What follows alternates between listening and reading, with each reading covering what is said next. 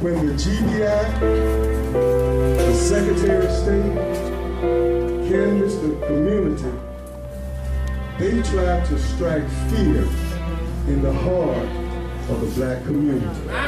Woo! Yes, sir! Yes, sir! Yes, sir! So why are you all out here today? We are the soldiers of Christ, and we have the right to vote. It is wrong for others to take our right to vote. It's very important. It's our constitutional rights. Will y'all repeat that again for me, please? We are the soldiers of Christ, and we have the right to vote. And it's wrong for others to take our right to vote, because it's very important. And it's our constitutional right. Have mercy. Isn't that something? I'm George Boston Lyons, and again, this is the Ghetto Free Press. Somewhere in the state of Georgia and somewhere in the United States, the truth must be told. And that's what I intend to do, because I served my nation for 21 years. And I want to say that if you hide the truth from Georgians or the American people or the world for that matter, then generations to come will have a distorted view of what you went through. If you travel in Brooks County, just a few miles southwest of Quitman, you will see a sign of a branch called Pride Branch. I put a pin in that.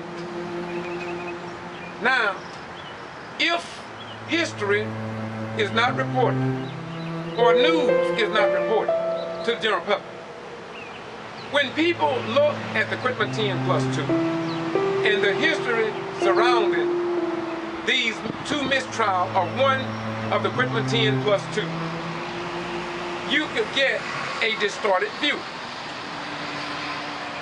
So you must have the truth. You must know that originally it was the Quitman 10. Then they went back and got two others, known as the Quitman 10+2. Now you have heard about that, and it's been 3 years and 5 months, and still they have not had their day in quote courts. Let me repeat. After 3 years and 5 months, they still have not had their day in court to resolve their problems. Now, the first two court cases on Lula Smart that ended up in a mistrial. Now, you don't know nothing about the beef of what took place because this South Georgia controlled news media outlet ignored very important information that came out in both of these mistrials.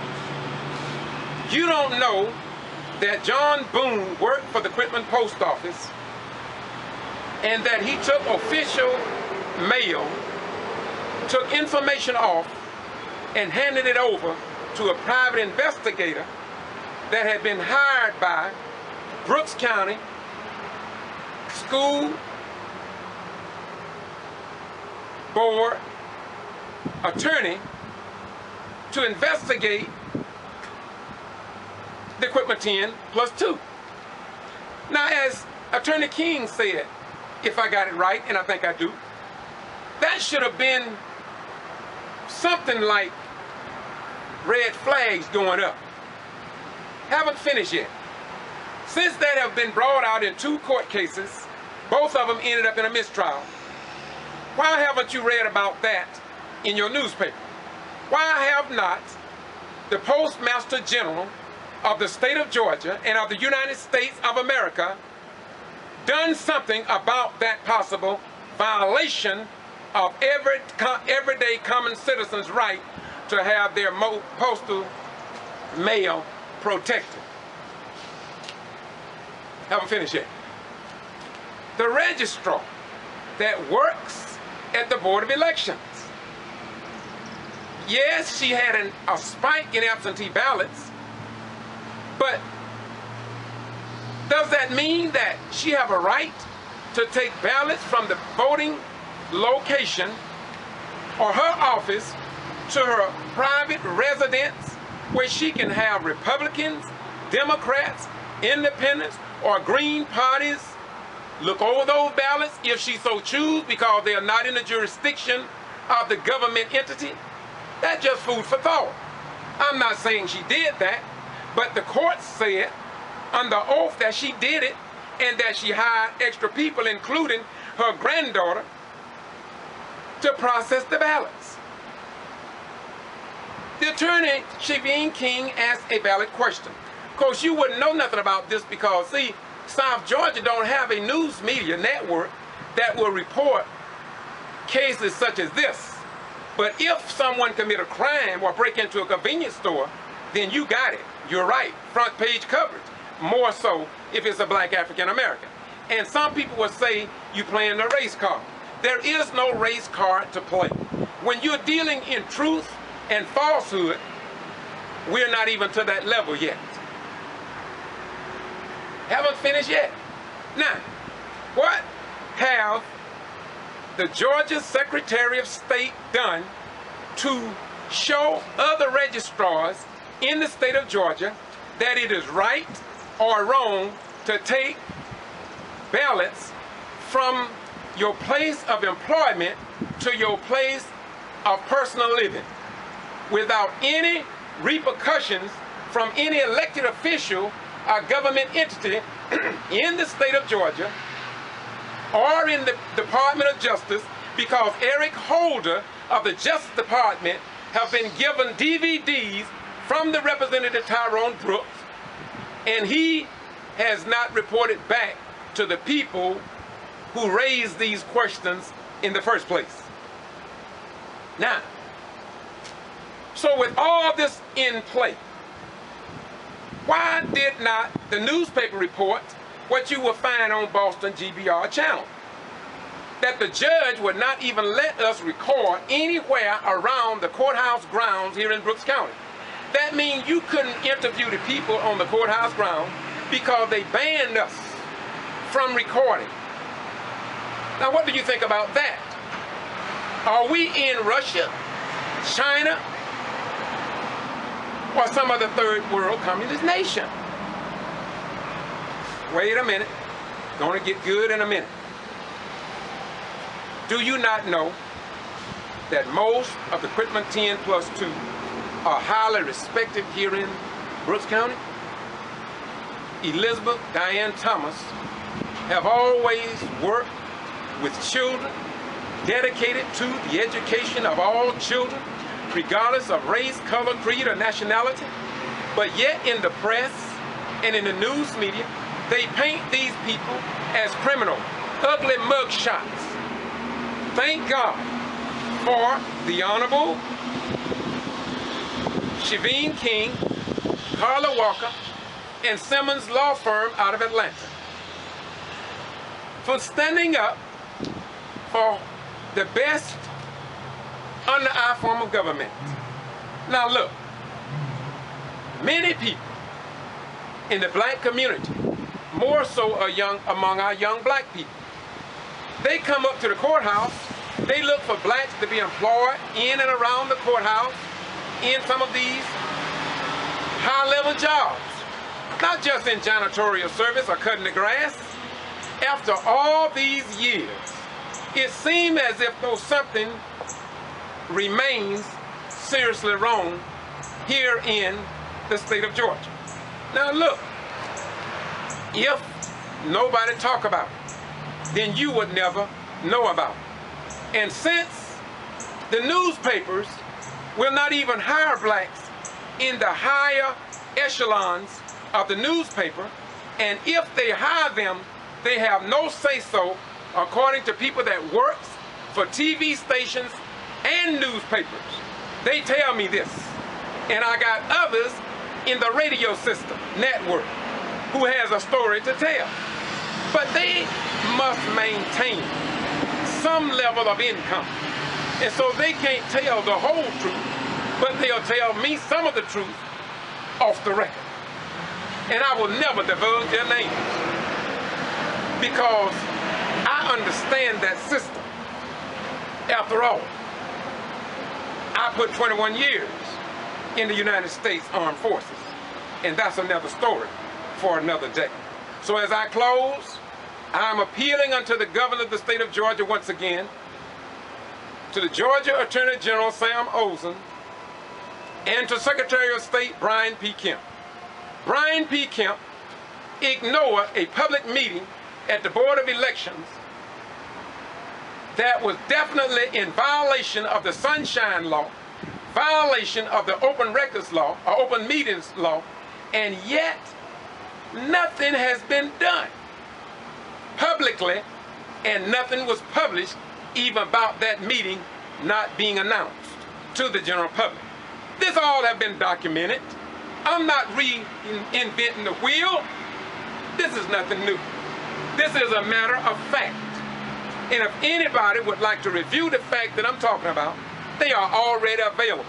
Just Google Quitman 10 plus 2 on YouTube. Let me repeat, I want you to get it right. Quitman 10 plus 2 on YouTube. And to get the first base of all of what took place before the Quitman 10 went through all this court stuff, go to kvci.blogspot.com. Let me repeat. Go to my blog, kvci.blogspot.com.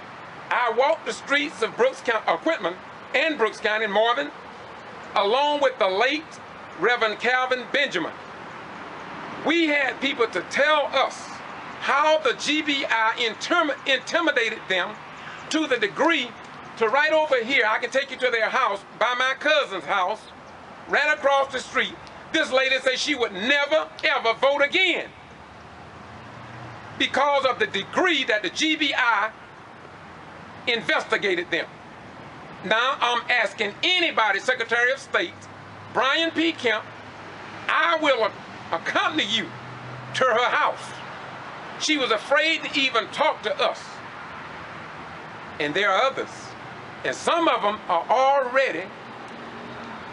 have already been given to Eric Holder of the Justice Department. So we now are showing the world what a real democracy looked like. Next, I'm going to pinpoint, short form, the black mayors in Georgia, what they are going through while our governor, Attorney General Olsen, and the Secretary of State and others, including the civil rights organizations, are ignoring. Are they waiting for another black mayor to get shot down in the streets of Georgia like the mayor in Dawson, Georgia, shot 6 times, his mother was pistol whipped, and yet we don't hear no large outcry? Listen, how long, Mr. Justice Department, do you believe and think that the American people can keep sending their sons and daughters to fight for foreign nations of the world, and you don't come fight for the people who are crying out for justice here in Georgia and in the United States of America? Now, in closing, I took an oath and obligation to defend this country from both foreign and domestic enemies. And anybody that comes up against the American people and infringe upon our right to vote, then they are indeed an enemy to this country. And the only thing we can fight truth with, in following the lines of Dr. Martin Luther King, is truth, open government, exposure, and the history of this South Georgia county. Now, I didn't forget Pride Branch. I told you about Pride Branch, just a few miles away from here. When you go look at that branch, you will see the sign say Pride Branch. But if you do not have the history, you will never know what that Pride Branch meant. You'll get the dictionary and you'll tell your children to do a term paper or research paper on pride and the branch. But unless they go back to understand that before that branch became Pride Branch, that branch in the state of Georgia was called Nigger Branch. And my grandmother told me as a child they would hang and lynch blacks in front of this courthouse. And they would put them on the back of a wagon, take them to Nigger Branch, and throw them over. And if the black people wanted to get them, they had to get them out, if they could get them out at all. I heard this, my siblings heard this from a child. It's well known here, and we are only carrying on the history that the news media may not want you to know. And by the way, Google the May Returner lynchings and the Week of Terror in May of 1918. And if you were in the courtroom,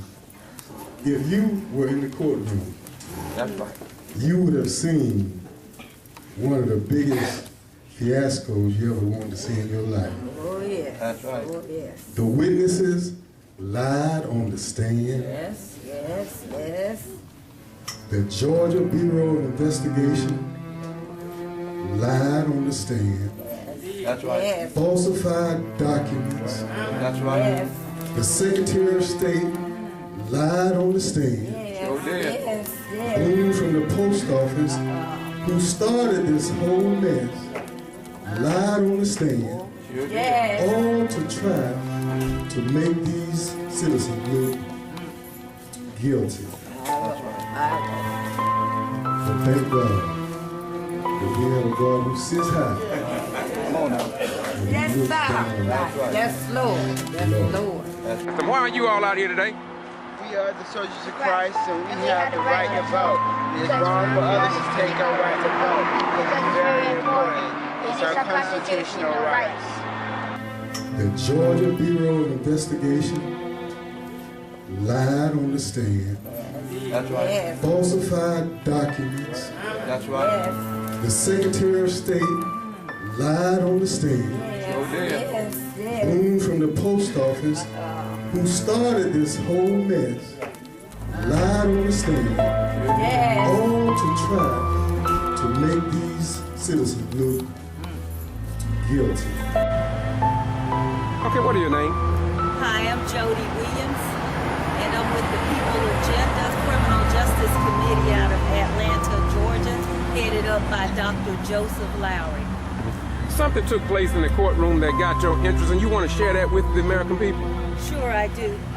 What has caught my attention is that some of the charges that they are charging Ms. Smart with have been taken off the books as long as 2 years ago, and they're charging her with crimes that are no longer on the books, that you can no longer charge someone with. So I really don't understand what this is all about. And then they've already dropped 7 of the charges because it has nothing to do with anything Ms. Smart did, which the agents who did the investigation found no crime that she committed. So another concern is, why are they wasting the taxpayers' money with this drawn out court case which has no merits? So that was my interest today. Okay, can you possibly, if you want to, share with me what is your analysis of why there's no news media? We're in the 14th day of this trial, and not one news media outlet, whether it's radio, television, or newspaper. Why do you think they're not here?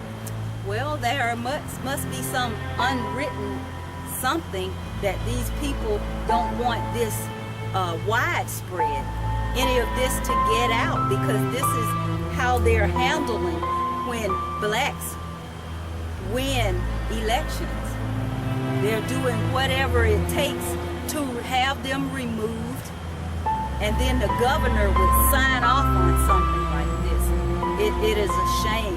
He should have done his investigation before signing off on something like this. But to me, it's all about having blacks removed from office. Do you think that by the state of Georgia, the G.B.R., the district attorney David Miller, and assistant attorney Brad Shealy, and along with the Secretary of State's office, do you believe that this whole Sega with the equipment 10+2, and all these charges that we are finding out now is almost like zero.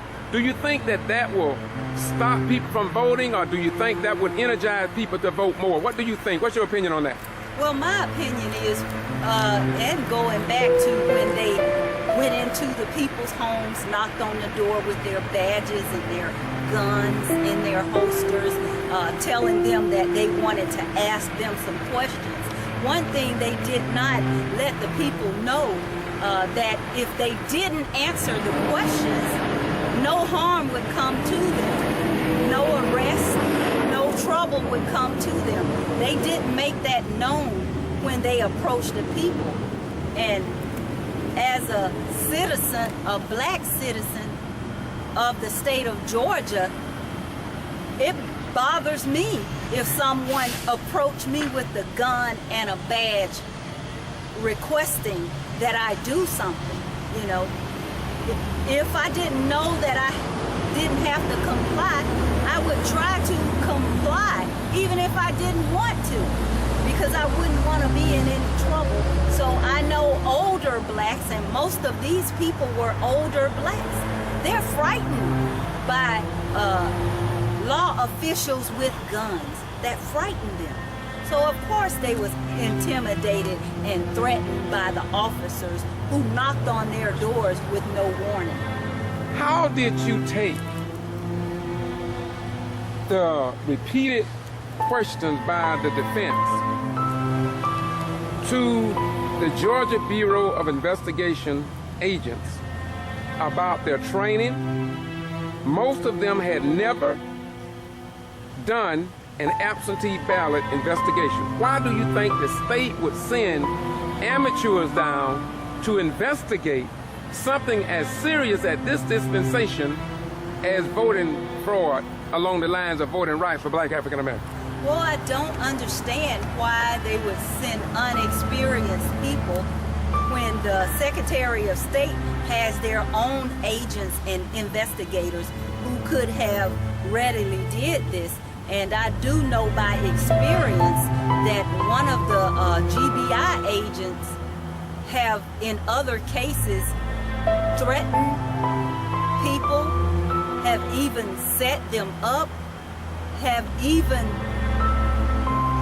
arrested people so that they could get information or intimidate them into giving false information.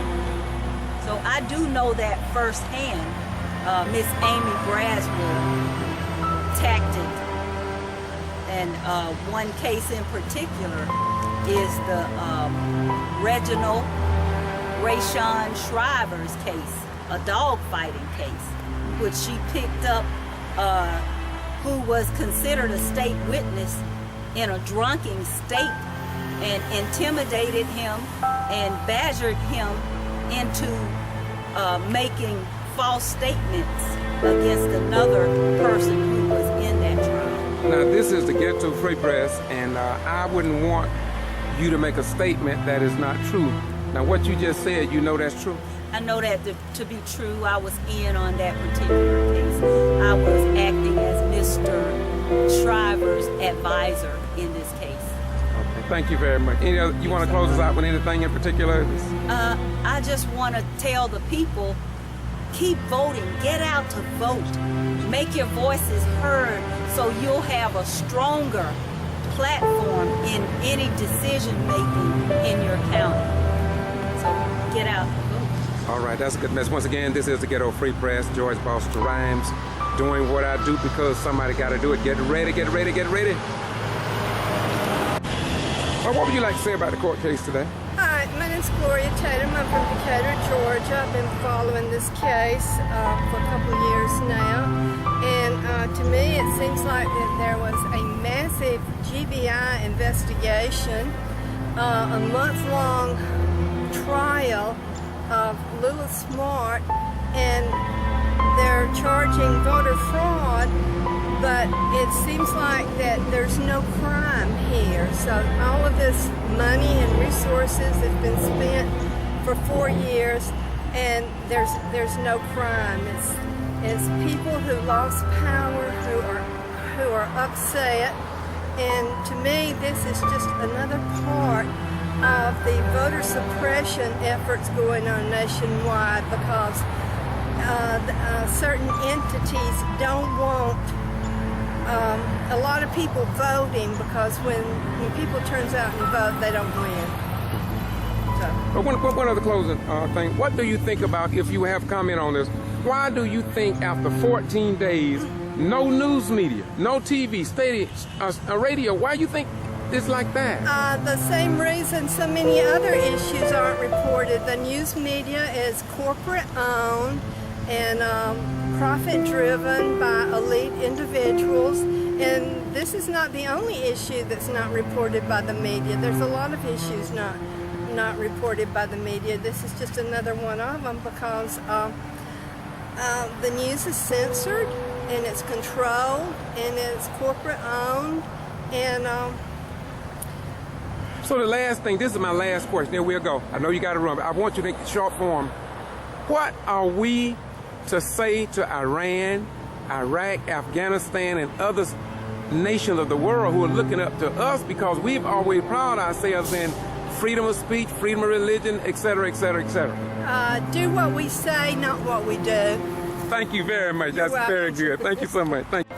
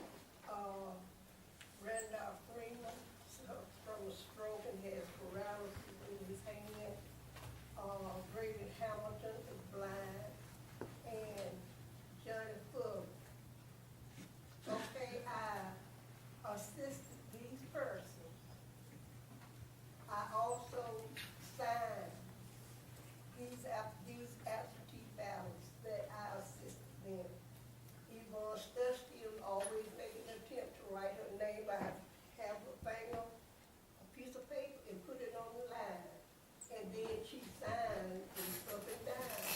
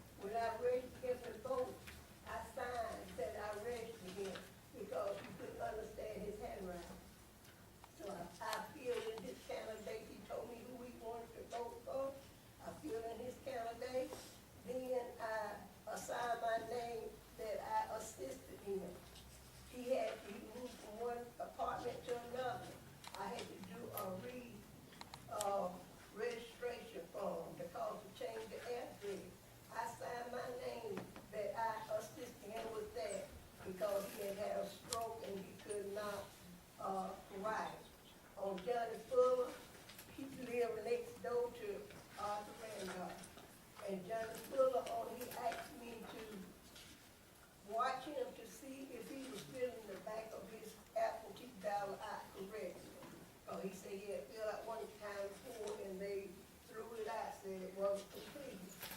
I did not put my hand on his ballot.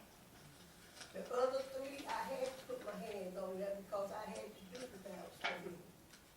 Dr. Johnny Fuller, he filled it out himself.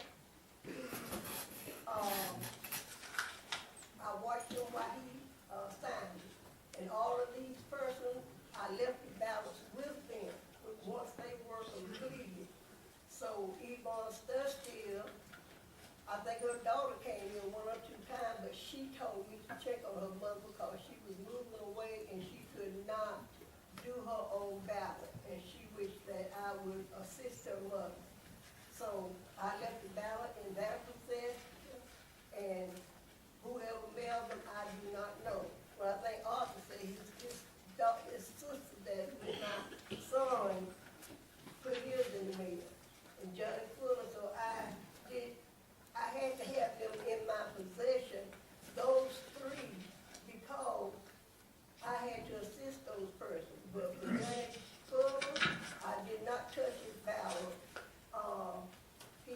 I just observed while he was doing it to make sure he filled it in correctly. And I just pray and trust that you will take under consideration somebody that's totally disabled. Thanks. Okay, any questions for Ms. Dollar? Okay, thank you, ma'am.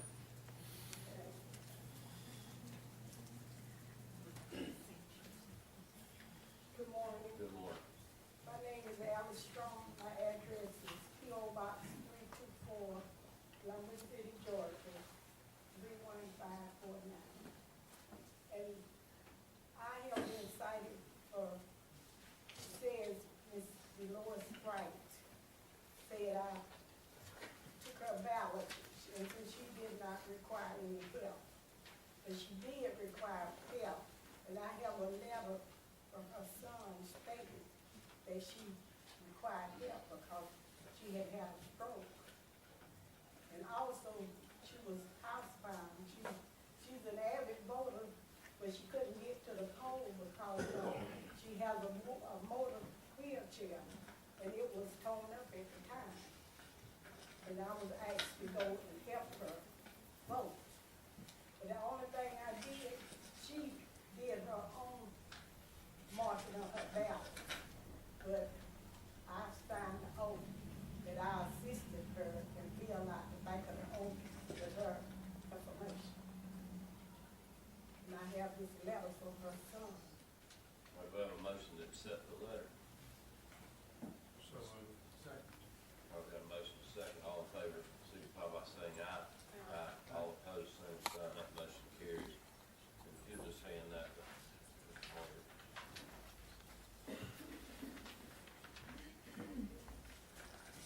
Thank you, ma'am. Just let us see that letter. All right, Ms. Strong, do you have anything else you'd like to add? But no, sir, because that was the only one. I did not receive a letter from the election board, but I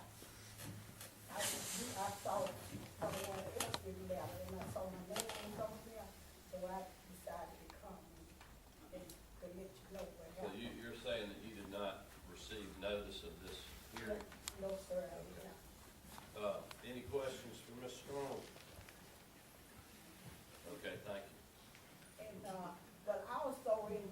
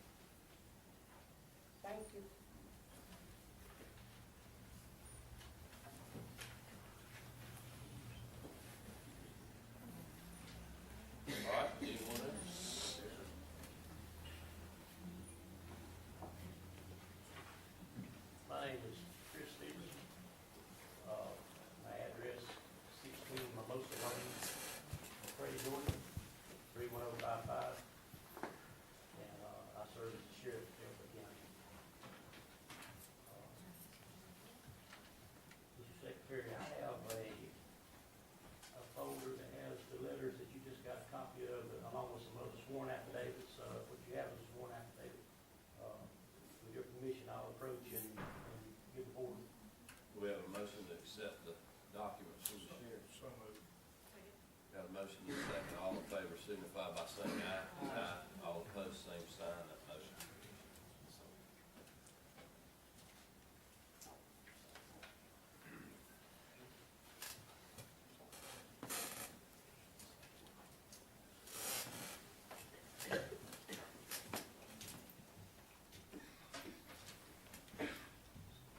Appreciate the opportunity to come before this honorable board. I don't represent any particular person here, but after I looked into the facts involved in the investigation of this case, I felt it my duty to come and speak to the board.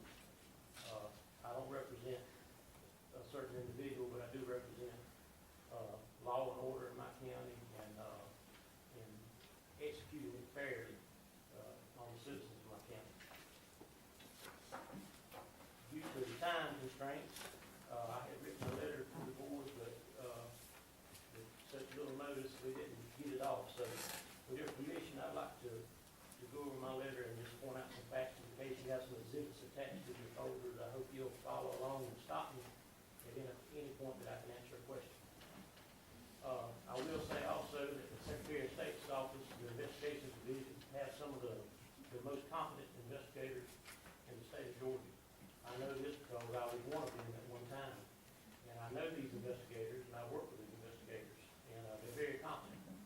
Unfortunately, the investigator that got this case left a lot of questions unanswered.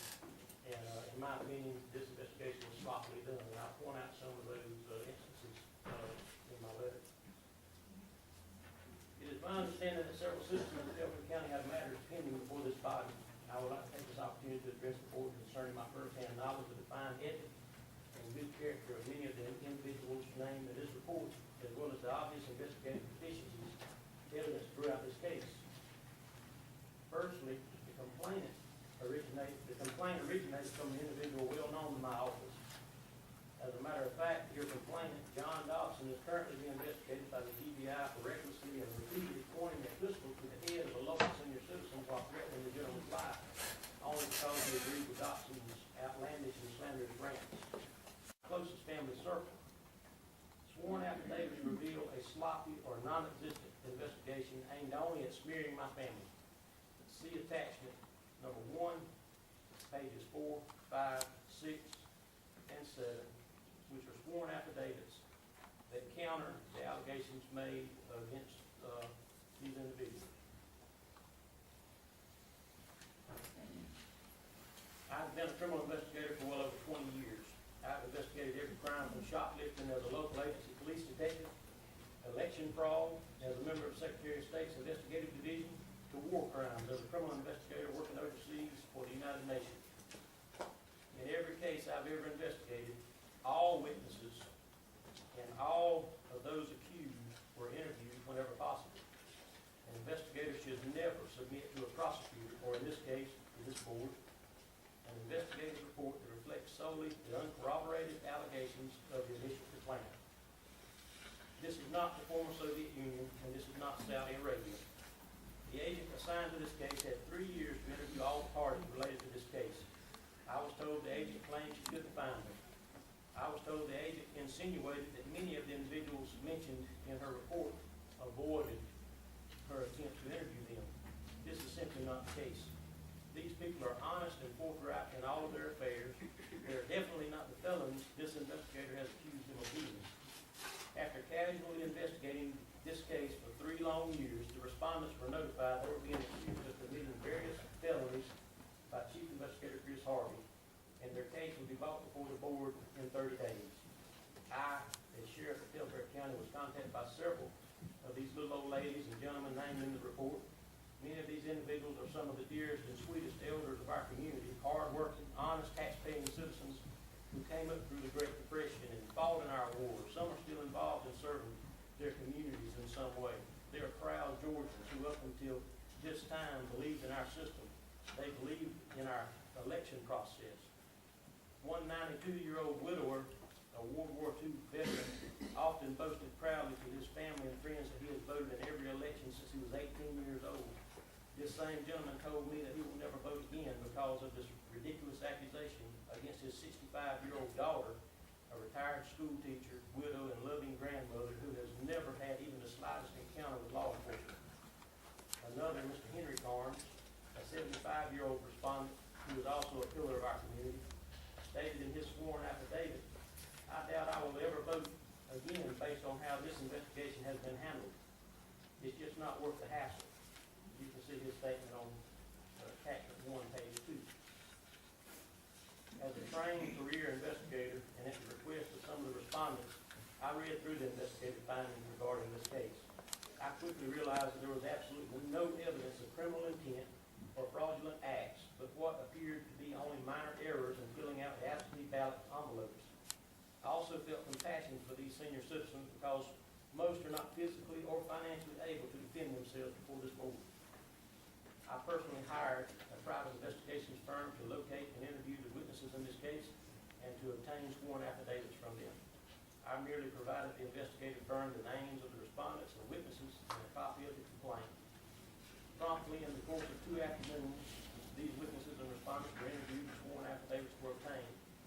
The private investigation revealed that the first time many of the respondents were notified of these accusations was when they received notice from Chief Chris Harvey less than 30 days before the hearings. It also revealed that at least some of the respondents repeatedly reached out to the investigating agent after her card was left on their door and left messages but never being contacted back. At least one lady, Mrs. Carnes, a 71-year-old lady, see attachment 1, page 3, reported that she recently contacted Chris Harvey directly.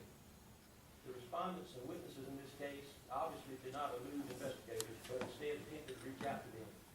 There are several factors responsible for any errors that may have been detected by the state's investigator in this case.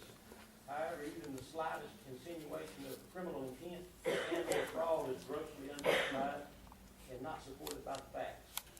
At best, many of the scenarios described in the investigator's report can be attributed to common errors and innocent mistakes.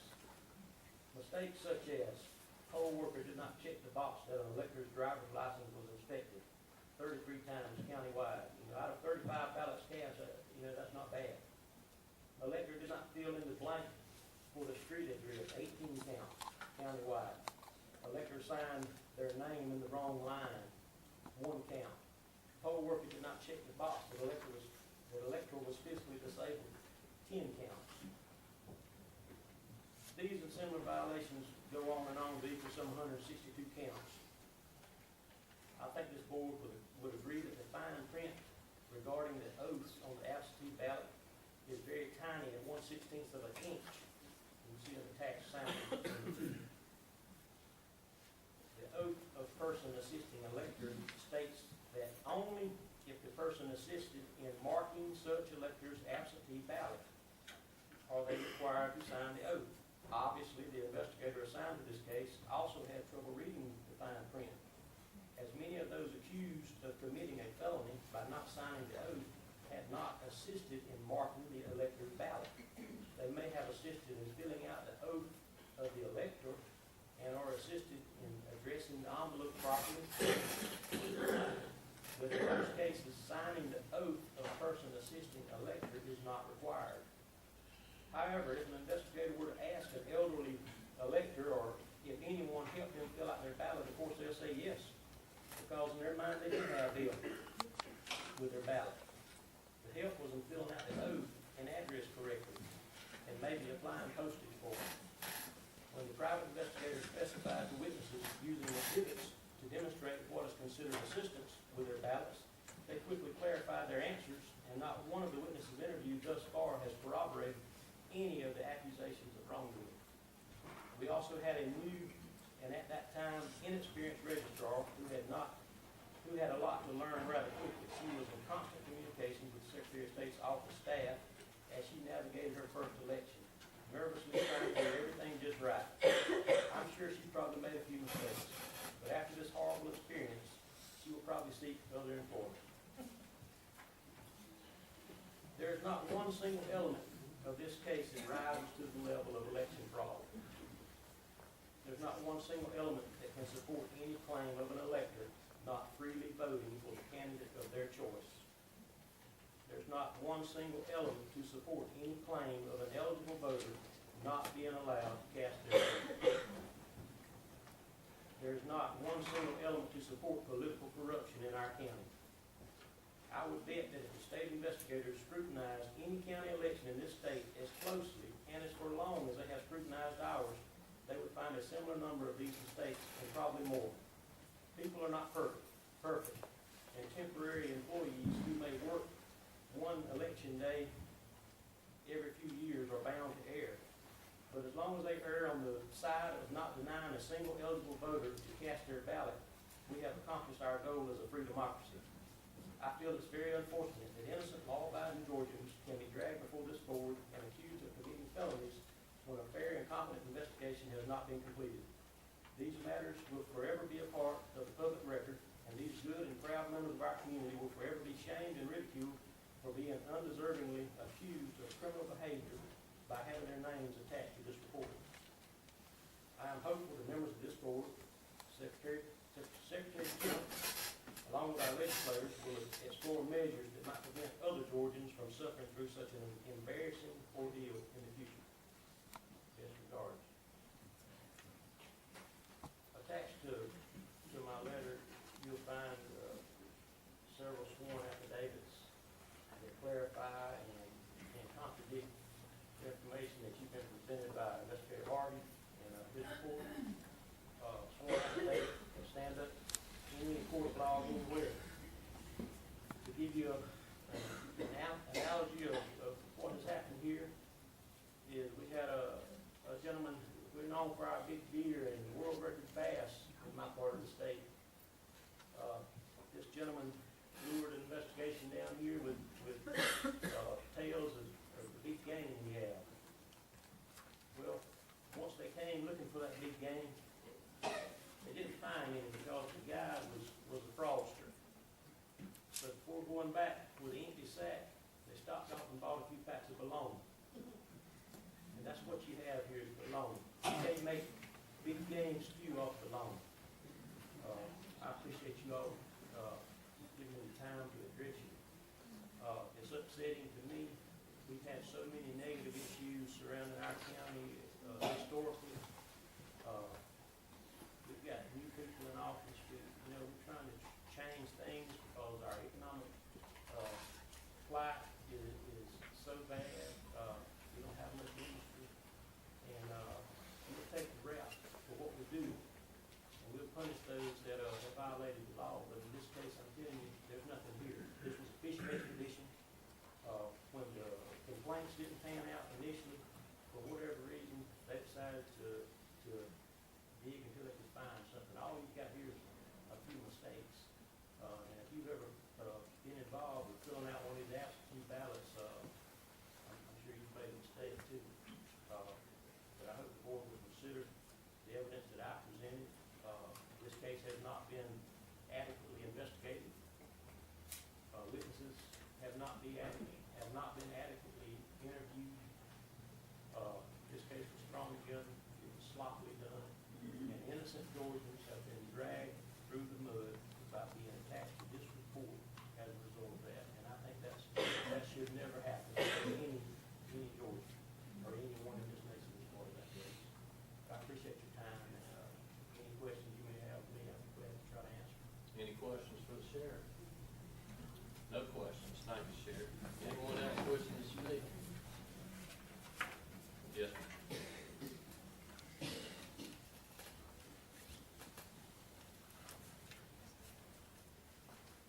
Good morning. My name is Linda Floyd. My address, 180 Spalding Drive, Navy, Georgia. I also received a letter. I didn't understand it, but they said that I assist Mr. Albert McCray and it was May Mack. During that year, for as I can remember, if I assist anyone with their ballot, I would sign my name. I can't remember back in 2012. I just wanted to come and say, if I assist someone, I did sign my name.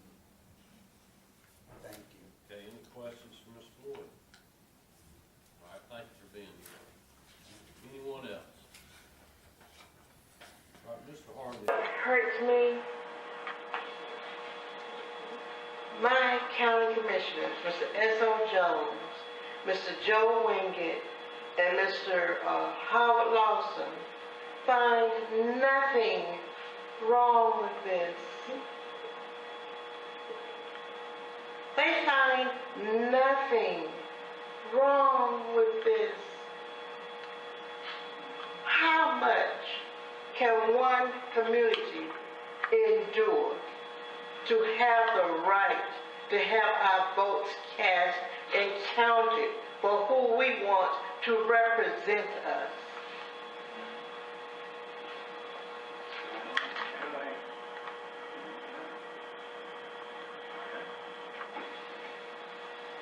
Anybody else wants to bring up anything else? Anyone else? All right, Mr. Harvey. Yes, sir. Mr. Secretary, could I respond to the sheriff's comments? Yeah, I'm gonna let you do that. I got a question for you. Yes, sir. We had one, I'm trying to find my notes here, we had one person that said that they weren't noticed. Yes, sir. Do we have record of sending the notice? We do. We've got, we scan all the notices that we send out before we do it. I don't have all those copies with me, but we can certainly correct, or we can certainly verify that a letter was sent. You know, whether it's a good address or somebody has changed or it gets lost in the mail, but we can verify every respondent has sent a notice. Yeah, I just want to make sure that it's clear that we did notice. Yes, sir. The individuals, so they could be here this morning to give us their side of the story. So, Yes, sir. Yes. If I may respond to Sheriff Steverson, I think I understand Sheriff Stevenson's passion. However, I think his argument proves our point and discredits his own point. His basis seems to be that these are all good people and that the complainant is a nut, I guess, to paraphrase what he said.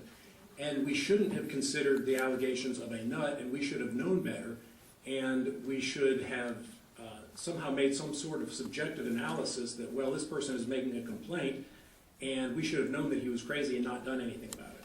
Instead, what we did is we took the complaints from this person, and we don't know anybody in Telfair County, whether they're, you know, unhinged or they have an agenda. Mr. Steverson made a complaint also that we investigated. We investigated the initial allegation about absentee ballots. How you investigate absentee ballot fraud is if there are specific people that are alleged to have had their ballot taken, you go talk to as many of those people as you can. If those names don't come up, you've got two choices. You can either say, sorry, nothing we can do here, or you take the extra additional and very time-consuming step of getting copies of all the absentee ballot applications, copies of the absentee ballot envelopes, going through them individually, identifying voters who have some type of discrepancy, randomly interviewing voters. Now, he indicated that we sort of randomly selected the people to interview. We did not. We randomly selected absentee voters, and we interviewed them, in many cases on tape, with an standard interview form, with experienced law enforcement investigators, and I would certainly dispute the allegation that Investigator Jones is anything but a top-notch investigator. She is one of our best investigators, and I would stand behind her 100%. But we interviewed these individuals. From these individual interviews of the voters is where we got the names of people that had supposedly assisted them. And contrary to Sheriff Stevenson's understanding, filling out an absentee ballot envelope, oath of elector, is assisting under the law. So if somebody fills out an absentee ballot envelope, they are assisting the voter. He indicated that was not a violation of the code. I put to the board that it is, and that the board has always upheld that it is. The fact that the names of the people assisting came back to the investigators, and we went and made contact with as many of those people as we can, and again, over 45 interviews, letters sent to people. Yes, there were some people that we were not able to contact, and people that didn't respond, and opportunities that might have been missed to indicate. But anybody, by any objective standard, looking at what we did, can say that we didn't we did exactly the opposite of what Sheriff Steverson suggested, that we went out to tar and feather somebody or to brand somebody's name. We followed the evidence regardless of who was involved. As a matter of fact, it was, I think, 2 days ago that when Sheriff Steverson contacted our office, I didn't even realize that one of the respondents was Sheriff Steverson's mother. There's no specific indication that that's the case. And I called the investigator and said, hey, in going over this case and getting ready, I see there's some connection, there's some mention. Is that person a respondent? And the investigator said, yes, it's this person. So there was no attempt to brand anybody. There was no attempt to go after anybody. We simply followed the voters who related their experiences with absentee ballots and led us back to the individuals that assisted them. So the fact that we followed the facts, and again, to say that we have somehow branded these people as felons, before this meeting today, the board will hear 25 to 30, 40 cases of individuals who are accused of doing the exact same thing that these individuals are doing. No specific recommendation has been made, nor will be made, that any of these people are handled any differently than any other people in the same circumstance. And I think the board would recognize that that's the case. If somebody illegally possesses an absentee ballot, the board has had a very long-standing practice of generally binding those people to the AG's office. The board can certainly vary from that if they want, and I don't need to tell the board what they can do. But I understand his passion, and I understand that it's unfortunate that people that presumably have good intentions, and I have no reason to believe that any of these individuals who spoke had the intention of doing anything wrong, but the fact is, in some cases, they didn't sign as assisting. When they may think they did, we've got copies where they did not sign as assisting. I'm completely confident in submitting this to the board, and the board taking action on it, and if the board decides to send it to the AG's office will have sufficient evidence to take appropriate action for these violations. And again, just lastly to say, this shows there is no consideration of who the respondents are.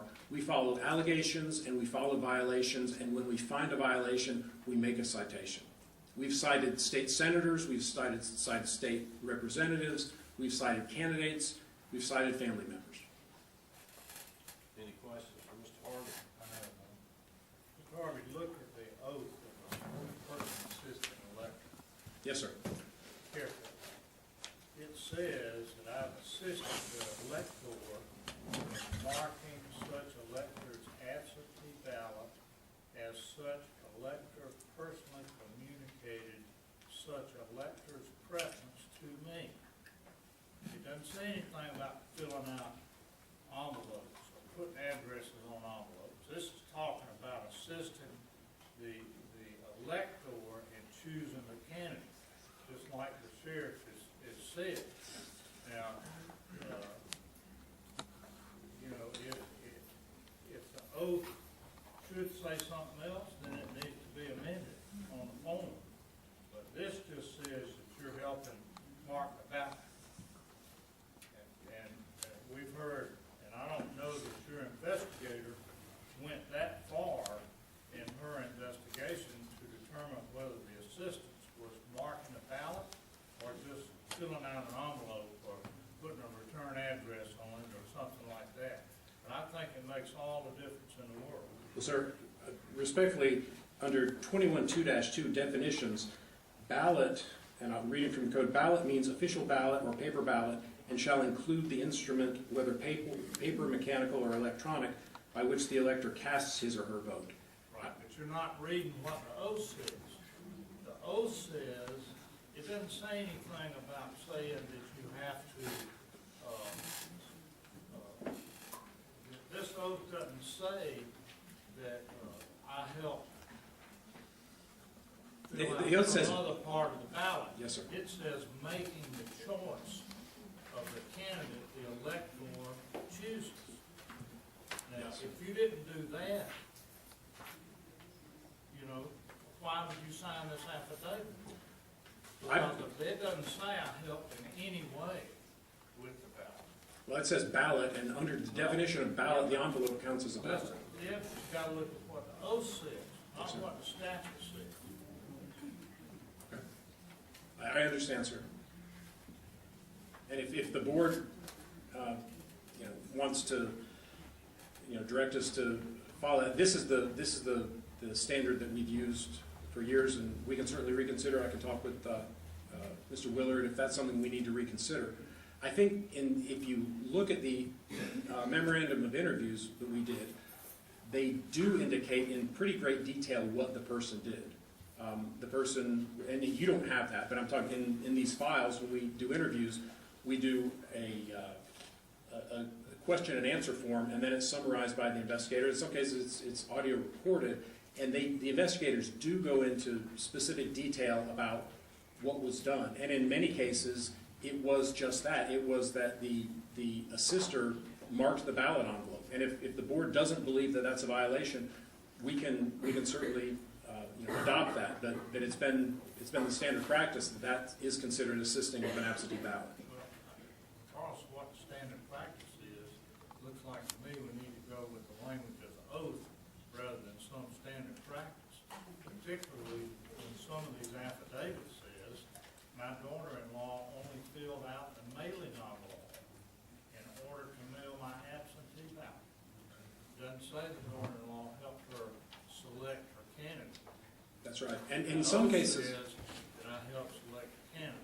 and in some cases, I understand individuals have told us that they gave the ballot to one of these individuals, and now I'm hearing that the person has recanted and now is changing their story, which is something that would have to be determined at trial or determined witness credibility.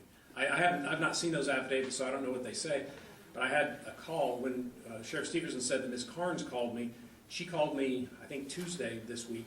She was interviewed in 2013, so she was interviewed. She may not have remembered being interviewed, but we've got a documented interview with her at the time. Like I said, we've got 3 accordion folders full of interviews and evidence and documents that have gone through to come up with these. And again, that's been one of our applications of assisting with absentee ballots, and if that's incorrect or improper, we'll make changes immediately. But and I would argue, I guess, or I would submit that Mr. Willard could determine whether or not, if the board wanted to send it over, whether or not that's something that he could proceed on. But the allegation that this was some kind of sloppy, haphazard witch hunt investigation is completely belied by the facts. I'm not saying that. I understand, sir. All I'm saying is look at oath, look at what oath says to determine whether or not there's a violation of the law. I understand. That's all I'm saying. Yes, sir. All right. Any other questions for Mr. Harvey? Ms. Jones, I'd like to ask you a couple of questions, if you don't mind.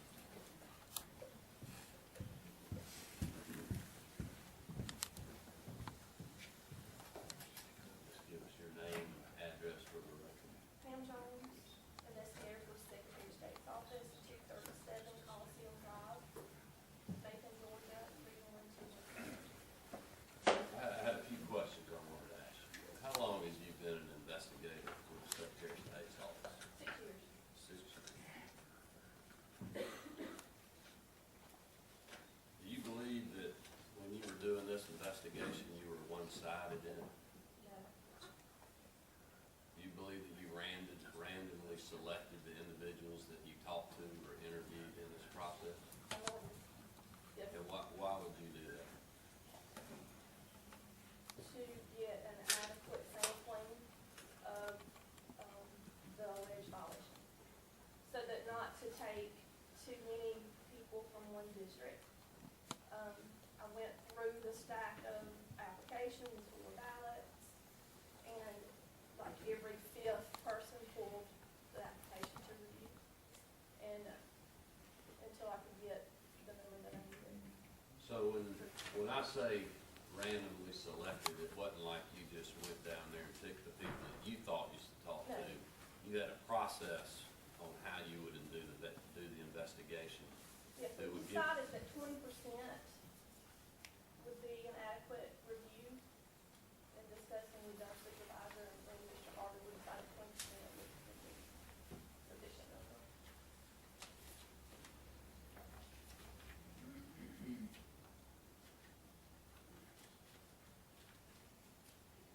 Do you feel like anybody has been dragged through the mud on this investigation, or have you handled this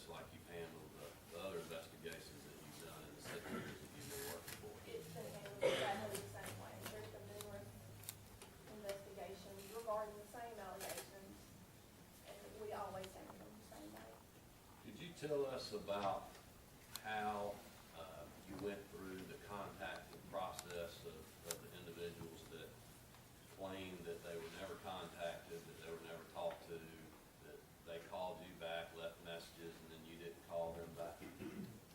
Primarily, the initial contact is done in person if you can. The distance issue with us was a problem because we're almost 2 hours away. And time constraints, but I would initially try to make contact in person. If that wasn't possible, then I would research and try to get phone numbers. I contacted by phone and left messages. Some cases you can't leave a message, some cases the phone's been disconnected. And the last resort is to send a letter. And typically it's done by certified letter. We do have issues sometimes in getting our green cards back. Lost mail, we have a huge mail room here, so that's the case sometimes. So. Okay. Anybody else have any questions for Ms. Jones? When you interviewed these people, did you ask them exactly how they assisted the person with absentee ballot? Yes, sir. How many of them, or do you have, do your notes reflect which ones said that they assisted in selecting the candidate? I would have to review the MOIs because that's usually done as a collective number because we've always treated assistance, including the ballot as well as the template because it's considered one document. What's confusing here, it says your findings in your report just say that they assisted, doesn't say how. You see where we are. And that's something that can be reviewed. We can review the MOIs to tell the difference, but because that is a specific question that's asked, but typically that's considered a violation because it's considered one document. And the MOIs, not to interrupt, but the MOIs do generally indicate if the person assisted, you know, they helped me choose the candidate. In some cases, I believe Ms. Studdard was blind, and she said that, I think it was Ms. Dollar, whoever assisted her, she told her who to assist. And so it indicates in the MOI that you know, Ms. Dollar marked the ballot for me and then showed me where to sign my name. So if you look at each individual interview, it generally indicates to what extent they assisted.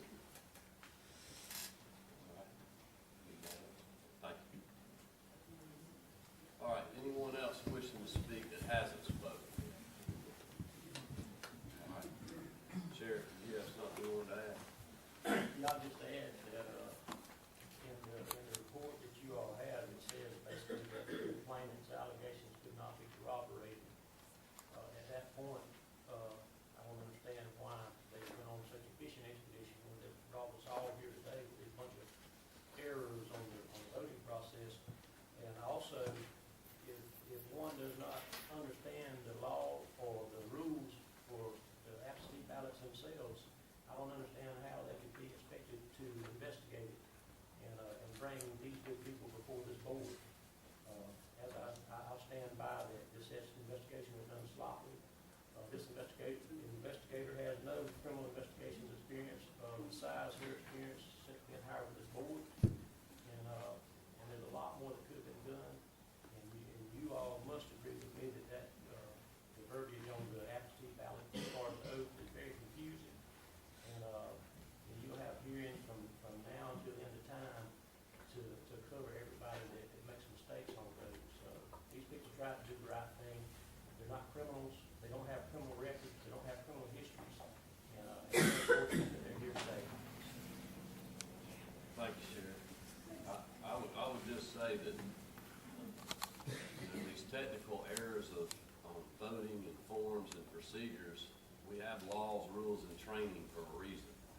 And we've had cases before where we've had people that didn't do those things properly, which calls into question those ballots and those votes. And I know the Sheriff and I would both agree as elected officials that if the election doesn't go the right way, we can have elections contested over such matters. So I would disagree with allowing small details to slide in the elections process because it can create some big problems down the road. Just hold on 1 second, ma'am. Mr. Chairman, I may not should interject this because I don't know anything about the absentee ballot situation. My client's not involved in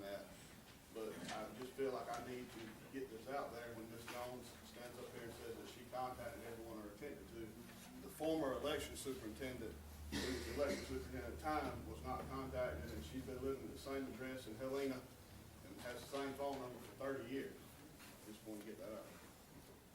Yes, ma'am. I'm viewer.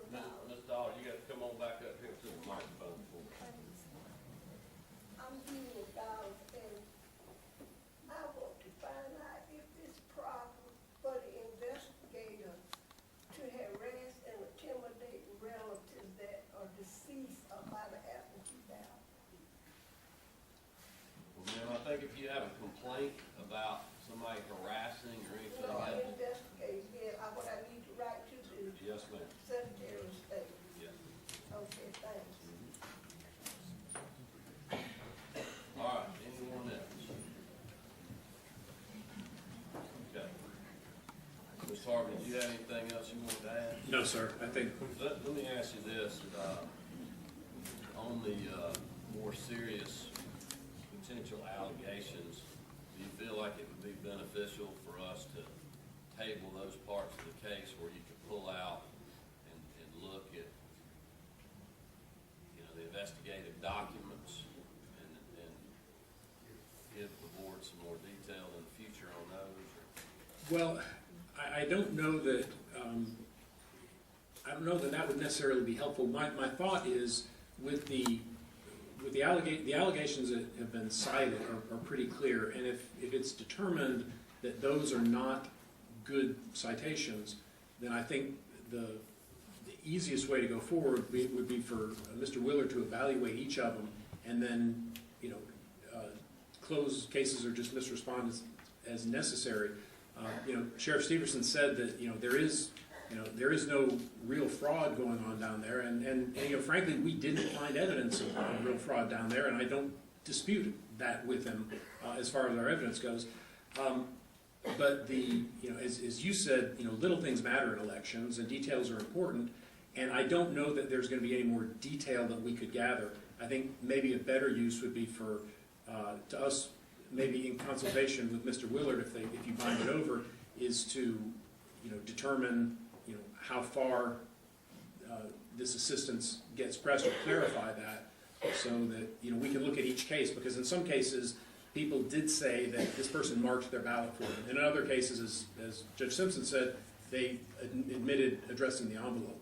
And I think if we use this case as a marker to maybe clarify those standards, that may be more beneficial than us just going back, because essentially what we would do would be go back to pull out the MOIs and say specifically, okay, this person did this, and all that information is already in here. So I don't think there's anything else we can do. Well, I guess my question was if you thought the board would benefit from seeing any of that in light of everything that's going on.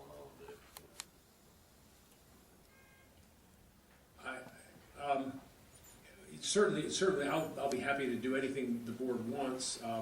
I think as by way of resolving it, again, if Mr. Willard were to go through and say, hey, this person, based on this level of assistance, does not constitute a violation, that will be sort of a marker, so the board will see, you know, because of course the board will have to agree with that when Mr. Willard brings it back to say, hey, we're dismissing this case against Joe Smith because all they did was address the envelope, and that's not a violation. And I think that'll distill this back out. So we've got, you know, approximately 10 respondents on various charges of assisting and possessing. And I think when he brings it back to you at some point in the future, you can say, okay, we're recommending you dismiss these 3 people because the only thing they did was address the envelope. Do you have any response to Judge Johnson not being contacted? I don't, except that I know we contacted we contacted 4 out of the 5 poll workers at the precinct where there was an allegation. I don't have a response to that, and that would not be something that would normally be an omission that we would make. The only other thing I would say, I guess, is that the absentee ballot issue is handled by the registrar, so I think that was more of our focus.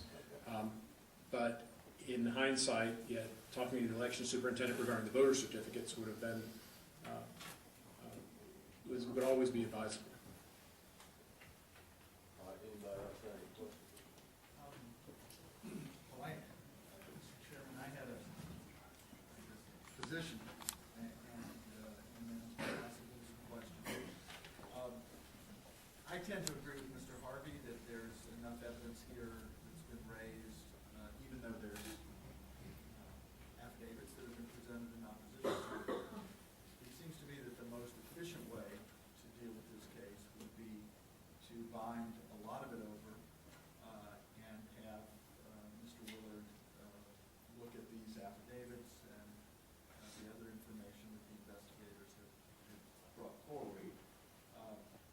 And there are a couple of things that I would like Mr. Willard, just speaking for myself, not the board, to a couple of issues to look at. One is the sufficiency and the issue of the oath on the envelope, and whether, as Judge Simpson has raised, whether that's a violation. And that's the main thing. And then also the interrelationship, which I'm having a little problem with, between assisting an elector and then possessing the ballot. It seems that there are some of these people who've been charged, or who may have properly assisted an elector, but then were charged with improperly possessing the ballot. And I'm having a little trouble understanding how that. In every case where somebody is cited for possessing a ballot, the voter has told us that person who assisted them took the ballot with them. So that nobody is cited for possessing, for merely touching the ballot while assisting. So anybody who's cited as possessing is alleged to have taken the ballot in their possession away from the voter. Well, I would like Mr. Willard to look at the issue of how that really works as a practical matter, and is that really what the statute intends as a violation for somebody who's allowed to assist, but then can't walk the ballot to the person that they're assisting's mailbox, which seems I understand. an issue. So that's generally the position I would take. It may be that there are a couple of these people and issues, as Mr. Harvey has suggested, that could be dismissed at this point, and I'd be happy to look at those. But generally speaking, I'd vote to bind it over, and I was also particularly disturbed with what appeared to me the large number of voter certificates that went out. Anybody else? Completed. I'd just like to say, I think absentee ballot area is the one area that we have to be very, very careful about looking at. We need to look at it under a microscope, because that's where fraud is the easiest to perform, and it's the easiest to affect the outcome of elections. That is an area where voters are most vulnerable. That's an area where it's easier to commit a voter fraud than anywhere else. And I think we need to be especially careful in that regard. But I do think that we have a problem in this case about not knowing, based on what we've been provided today and what the sheriff has provided us, whether or not these people that assisted and didn't sign an oath are really in violation of the law or not. And without knowing specifically, in my mind, whether somebody helped an elector or check a candidate or just addressed an envelope, it makes a world of difference. And secondly, I don't see how someone that is blind and homebound, the person assisting that person that takes the ballot with them to mail it, how's that person going to get the ballot back? How's the disabled person going to get the ballot back if you don't have that transmitted by the person assisting? And I wonder about that. And also, what bothers me is to make sure that every citizen gets the opportunity to vote, particularly those that are disabled. And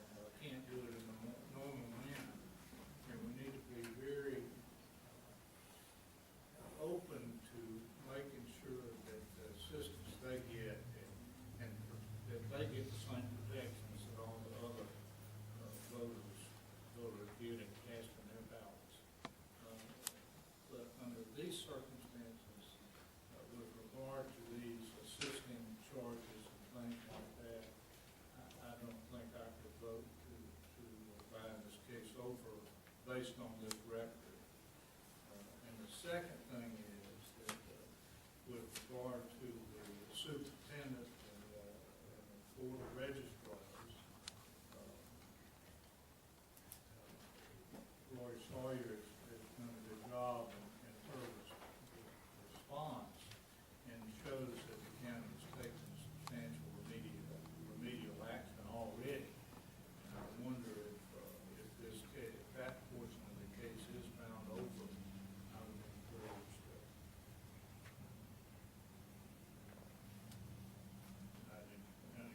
an attempt to come to a consensual resolution of that based on the remediation that the county has already taken. I think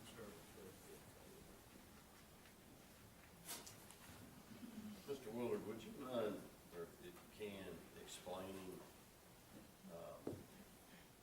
who can legally assist and who can legally handle the absentee ballot? Is that something you can?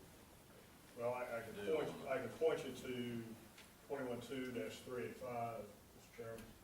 A physically disabled or illiterate voter may receive assistance in preparing the ballot from any one of the following: an elector who lives in the same county, an attendant caregiver, or a person providing attendant care, a relative, defined as a mother, father, grandparent, aunt, uncle, brother, sister, spouse, son, daughter, niece, nephew, grandchild, son-in-law, daughter-in-law, mother-in-law, father-in-law, brother-in-law, or sister-in-law of the disabled or illiterate elector. That's who can provide them with assistance in the ballot. I will confess, Mr. Chairman, this is the first time I've ever seen a case in my representation of the board where we've dealt with, they're not telling them who to pick, or they're not helping them write who to pick. There's some allegations that they just filled out, return address. And I was talking to Mr. Harvey during the presentation, and while Simpson raised the issue of the oath, that is corroborated by how the General Assembly has defined 385B, where they distinguish a person assisting them in completing the ballot, and then they mark that assistance on the envelope. So the General Assembly has bifurcated the terms and refers to a ballot, and then refers to the envelope that you execute the oath on. So I think the General Assembly has, whether you argue it's through omission or what, has said it is not assisting an elector if you're making a mark on the envelope. You are not assisting them with the ballot. I think that's clear on both the language of the oath as well as in 385B. Now, I think you also asked, and Mr. Worley had alluded to it earlier, who can actually possess the ballot. And, Mr. Chairman, I've had some colloquial conversations with representatives from your office. We're going to be coming back to the board with a bundle, presumably at the next meeting, where we're going to be taking a position on that. But it's going to be premised on the use of the terms the General Assembly has elected to use. And they talk about that the elector must mail, and then they employ the disjunctive or, and then they employ the term personally delivered. The adverb personally does not modify or relate to mail. And I think that's critical when you look at the rules of statutory construction. And so I think the General Assembly has actually taken care of the issue of how a disabled voter or an illiterate voter actually as well gets their ballot back to election officials. And that is, they have not restricted mail to include the term personally. But like I said, we do not have those cases from our office with a recommendation back to you, but I think that's going to be where our advice is going. Well, I mean, I guess my question to that would be is in the past, we've had people that have fill the ballot out, but they have taken bundles of, 50 absentee ballots and mailed them, and we've cited them and, come to a consent order with them that they violated the law being in possession. I understand, Mr. Chairman. That's why I'm not saying that as a matter of law, I'm telling you today, we can't bind these cases over. I'm just saying that this is probably going to be a full and vigorous conversation with the board at a point in the future. But the General Assembly has employed specific terms. I have talked to Ms. Brumbaugh when she was with our office and then when she left our office and was working on legislation about this issue. She's been cognizant of this fact. And the General Assembly is considered to have known what it meant when it used the adverb personally to modify only one of those words.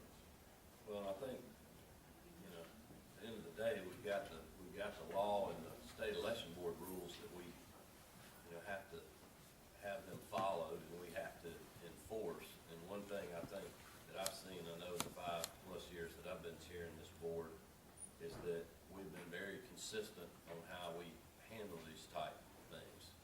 And I think that's good for us as a board. I think it's good for the elections officials, and I think it's good for the public as far as us having secure, accessible, and fair elections. And when we start kind of picking and choosing how we're going to do that, I think can get us into some trouble down the road. All right, anybody else got anything? I did want to say one thing, just to be clear on the record, is I don't fault the investigator in this case or any of the investigators who work for the Secretary of State. They do very good work, but they're only following the rules as they understand them that we've been operating on up to this point. And so I just wanted to make that clear. I did have some questions about some of these specific charges that maybe we could deal with today. And I apologize, but Mr. Hartley had mentioned that there were a couple of items that he thought might be dismissed in his initial presentation. There was, I recommended that for Inez Carnes and Martha Williams, they received letters of instruction for assisting without signing. They assisted their husbands, and I think... That's not correct. Sir? That's not correct. Our evidence showed that they assisted their... 96-year-old All father. right, Sheriff, we're gonna stay orderly here. We're giving everybody an opportunity to speak, so. Who's their father, sir?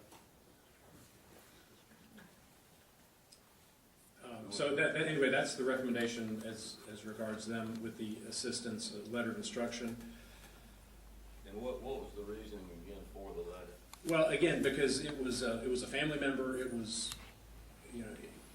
I think in the past the board has viewed a distinction between assistance, among family members that might technically be wrong when you don't sign, but it's different than a candidate or a member of a campaign coming and assisting somebody. I think. So you're saying that this is more of a technical violation, and in the past we've written letters to make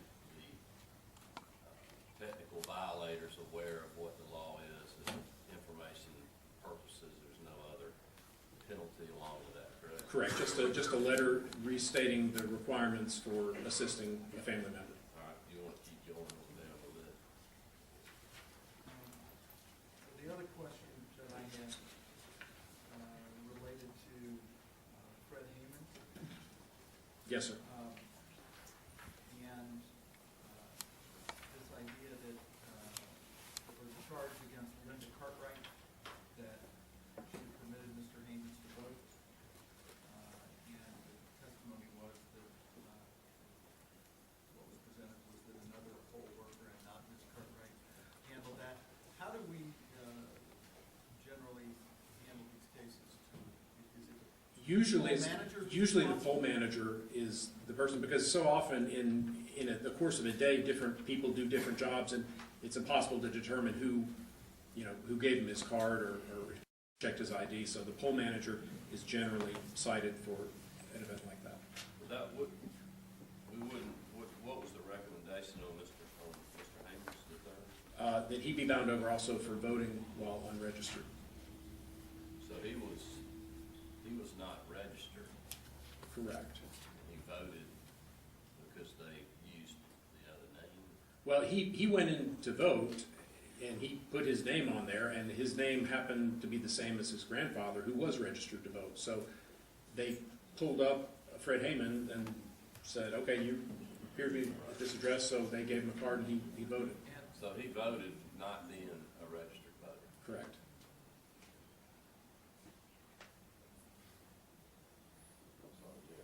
Well, and I guess the sheriff indicated that it was either he did or it was possible that he had received his grandfather's or his father's new voter registration card and voted on that basis.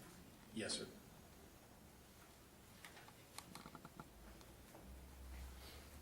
Mr. Chair, may I clarify something about Mr. Haynes? Yeah. I was told that Mr. Haynes' grandfather or father, when he became deceased, the board or the elections commission or whatever took the wrong name off the registration form. I was under the impression he was registered and he was mistakenly purged, so when he went to vote, he was allowed to vote. I'm sorry, Mr. Secretary. Only sorry on behalf of the Board of Elections and Registration. Again, there were 3 Fred Hammonds registered at the same household. Fred Hammonds III did not pass away until August of 2012, which was after the July primary. There were 3 Fred Hammonds at that one address, and that's where the confusion came in. There was the senior, was however many years old, 90-something years old. There was junior, who had may have been deceased, and then there was the third, which is the grandson, which is where the issue arises. So the grandson was registered. Yes, sir. Then was taken off the rolls because the registrar thought that he had deceased, mistaken him for either the senior or junior. Junior properly, his father.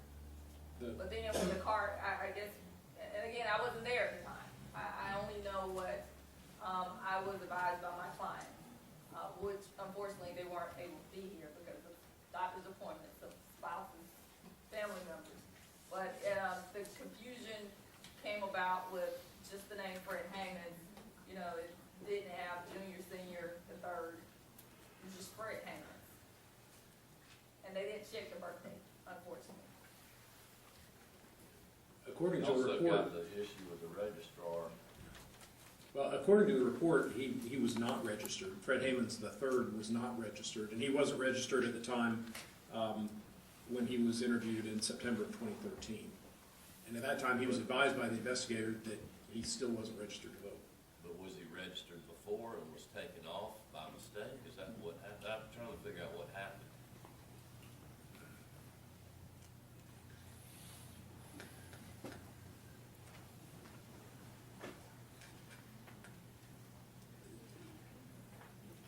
We can, during a break, we could check to see if he was ever registered before, but again, based on this, on the report, he was never registered.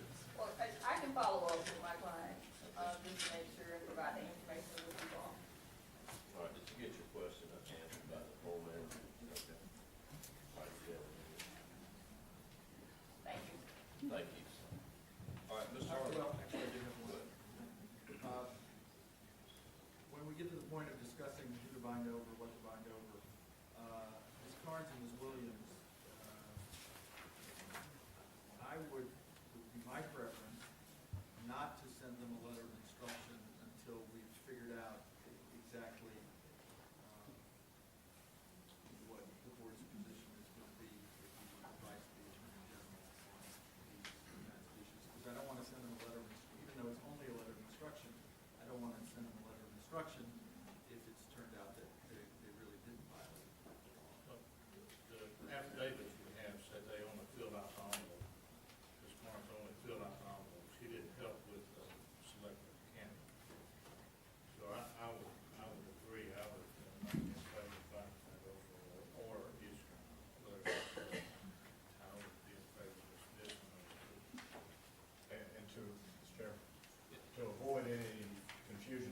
said, and I realize that sometimes I'm a little obtuse in what I say.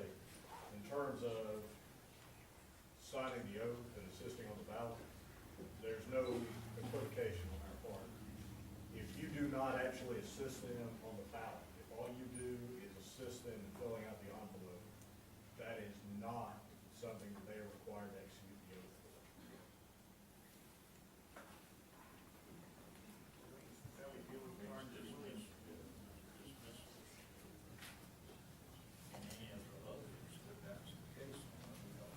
You want to go back through the recommendation? Well, based on that, it might make more sense to, and it may be something that we can do in the background of this meeting and bring this back up at the end of the meeting and get those answers to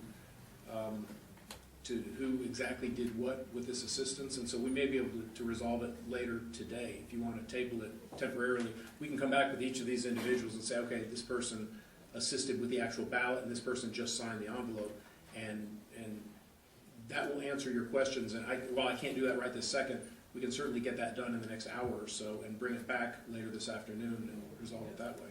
All right, well, let's do that. Let's take a lunch break. It's 12:35. We'll try to come back at, I guess, 1:25. We'll take a lunch break till 1:25.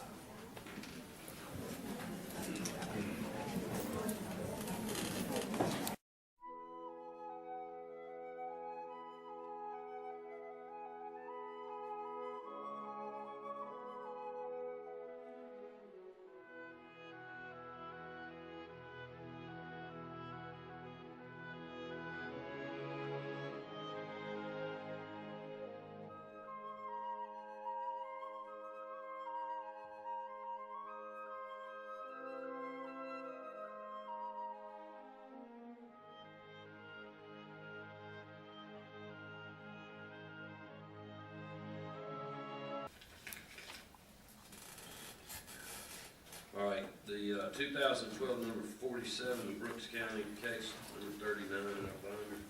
Yes, sir. This is a 2012 case, and just to be clear, this case does not involve any of the allegations that have been the result of that have resulted in criminal prosecution from the 2010 election. So this is a completely different set of complaints, and I don't want people to be confused. And I also, at the outset, want to say that I got a phone call from Van Parrott, who is the attorney for Brooks County, who sent his response to the state election board and asked me to present it to you. So I'll do that at this time, if the board wants to accept his response.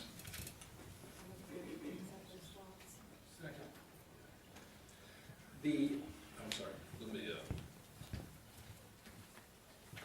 we got a motion and a second to accept the document. All in favor signify by saying aye. Aye. All opposed, same sign. That motion carries.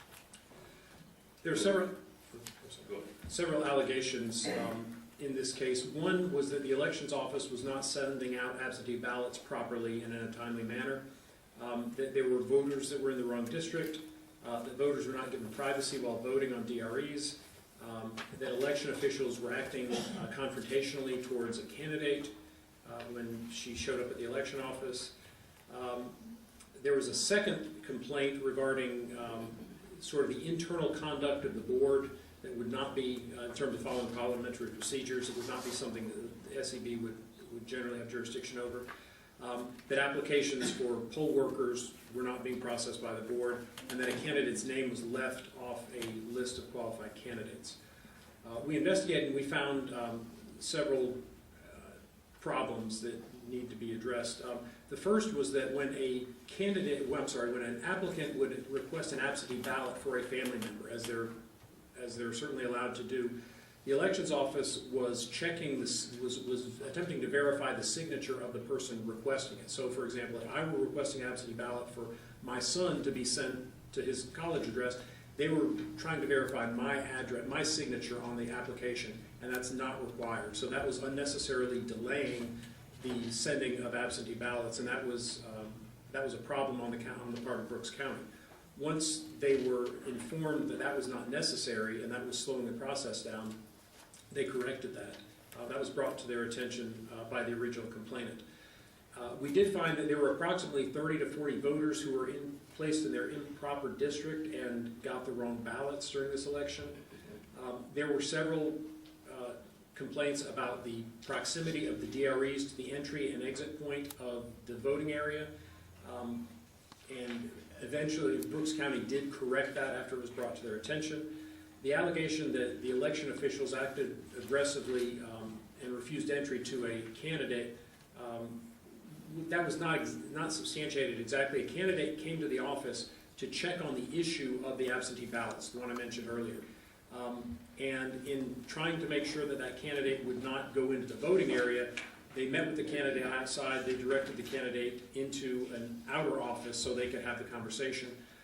Apparently another Board of Election member, Mr. Dave, Charles Dave, had a heated discussion with the candidate, and they were eventually able to conclude their business, but I don't think that amounted to a violation of the election code. The allegation regarding the Board of Elections not following parliamentary procedures was not something that the board has jurisdiction over.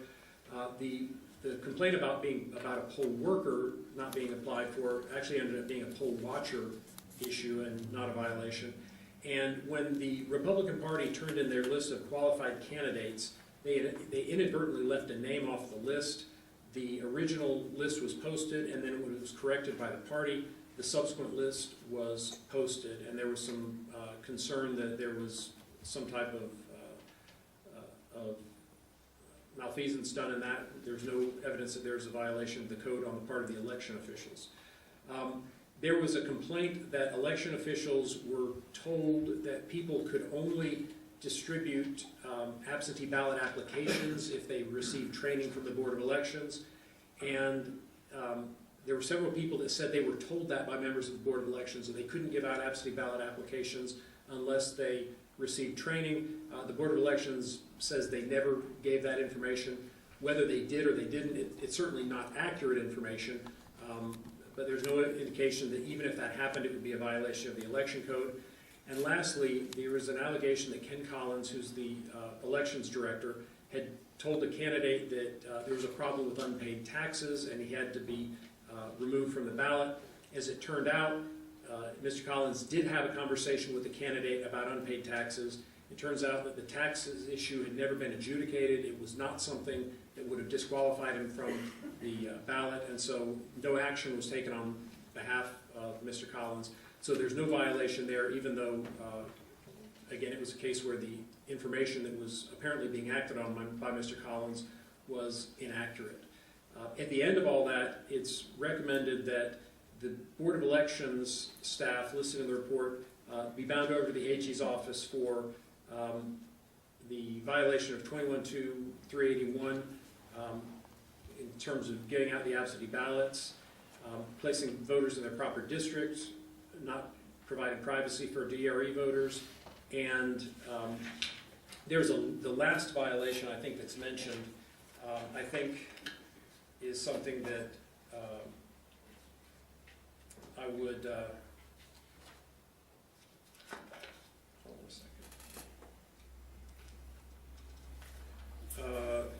a second. We've got, if you look at the last page of the second to last page of the report, regarding Michael Allen, the poll watcher, there was an issue where there was a voter who was voting. She was unsure whether or not she had the right ballot because she wasn't sure there was a candidate on it. She, asked him what she should do with it, and he said, you may not have the ballots you want or the candidates you want because it may be a redistricting issue. She went ahead and voted, and I think the voter's equivocation on whether or not she had the right ballot makes it difficult to sustain the violation that Michael Allen violated the election code by doing that. She didn't state emphatically that she had the wrong ballot. As far as the violation on the page above that, where we've got violations prohibiting candidates from entering polling places, I think neither of those are violations that should be sustained. 21-414 The candidate was going there in order to conduct legitimate business, and they ended up, to avoid an appearance of a problem, they met her outside and they were able to conduct their business outside. So I don't think they prevented her from entering a polling place. I don't think she ever intended to enter a polling place to do anything other than to conduct legal business. And lastly, on the 21-154, the certification of political party candidates, that's an obligation that is on the party and not on the election officials. And I don't think that constitutes violation of the election code for Brooks County. So when you look at the violations page, I recommend binding over those respondents on counts 1, 2, and 3. And that on the second page, 1, 2, and then the second one be dismissed.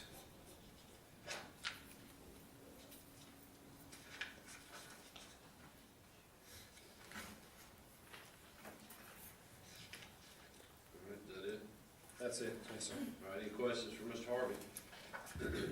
Jay? Yes, go ahead. On the number 1 violation, that's alleged violation. Could you specify which number 1? Yeah. On the first page, Okay. the very first violation on page 1, 21-2-381, is the, I agree the law does not require that the application signature be verified in this case, but would this actually be a violation of that law? I believe it has to be, the absentee ballot has to be sent out within 48 hours. Okay, so that would probably be a violation of a different code section.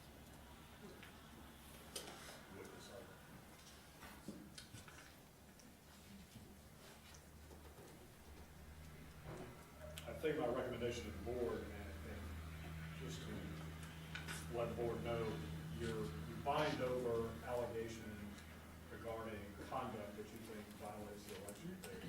And so our office to pigeonhole it into the appropriate code section or election rule, or come back to you and say it doesn't fit within one of the code sections.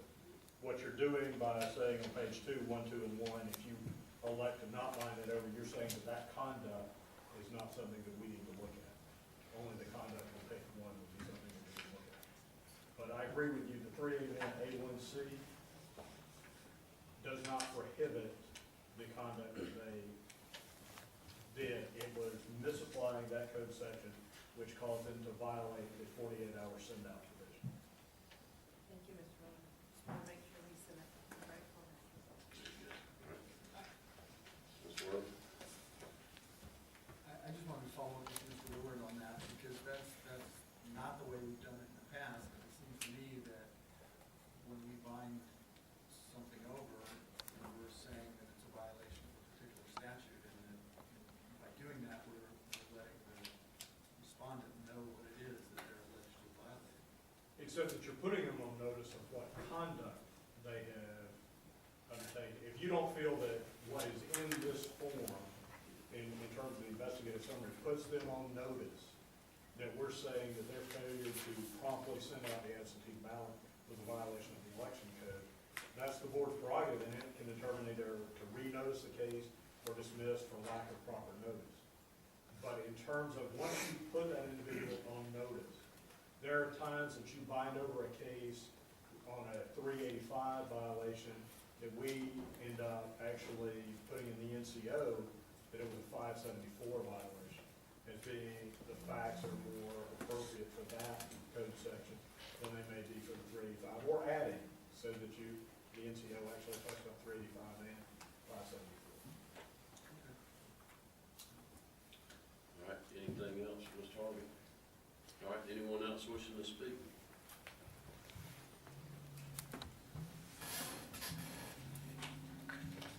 Mr. Secretary, distinguished members of the board, I am Ken Collins, the election supervisor for Brooks County. Our election office is located at 610 South Highland Road in Quitman, Georgia, 31643. I want to start off today's appearance before the board by saying that a lot of changes have taken place in Brooks County since July of 2012. As I told the investigator, Glenn Archie, we did make some mistakes between January and July. That the mistakes that were done without forethought, without intention, and certainly without purpose, done none the same.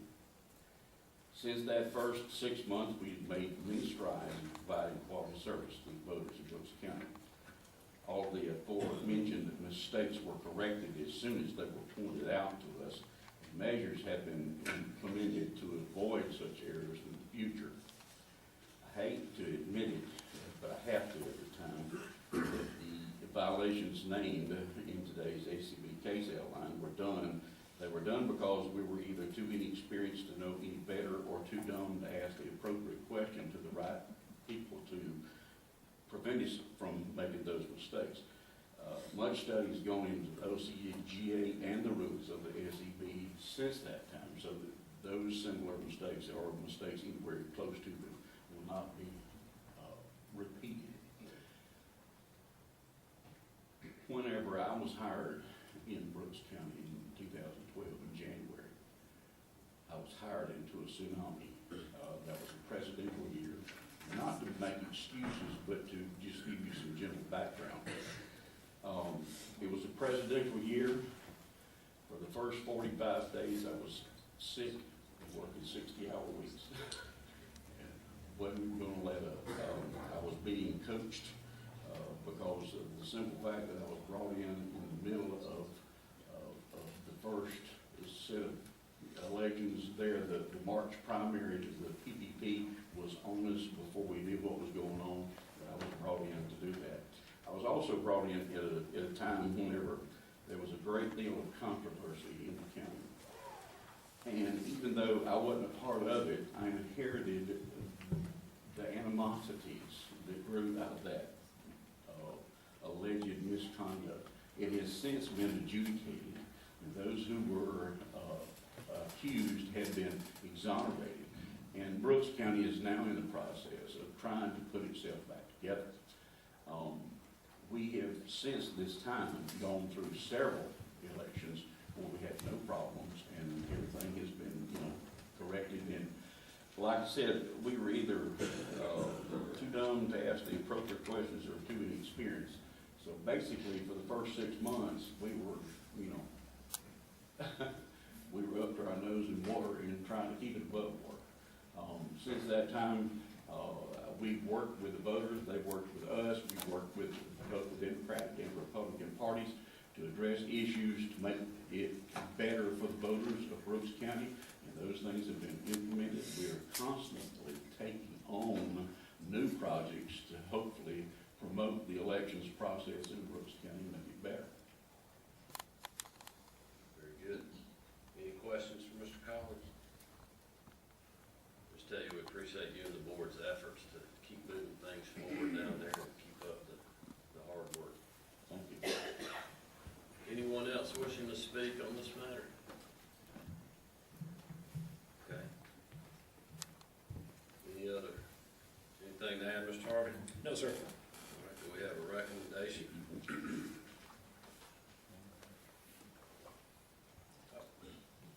A recommendation or a motion? I'm sorry, a motion. Then we got the recommendation.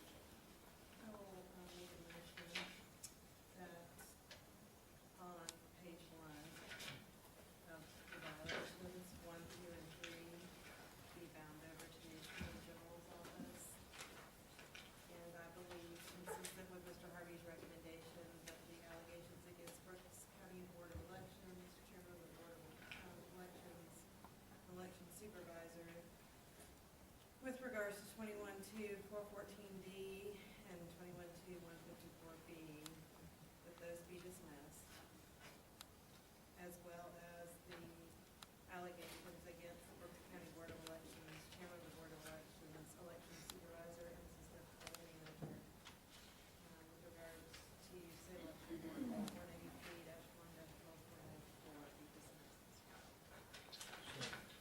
All right, Ms. Sullivan has a motion. Mr. Simpson seconded that. Any other discussion?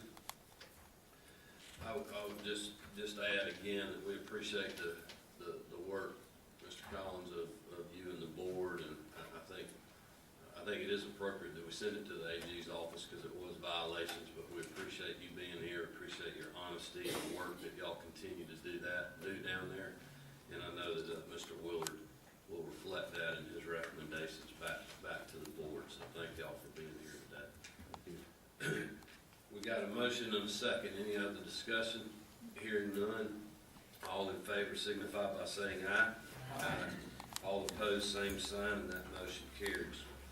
All right, we're skipping over.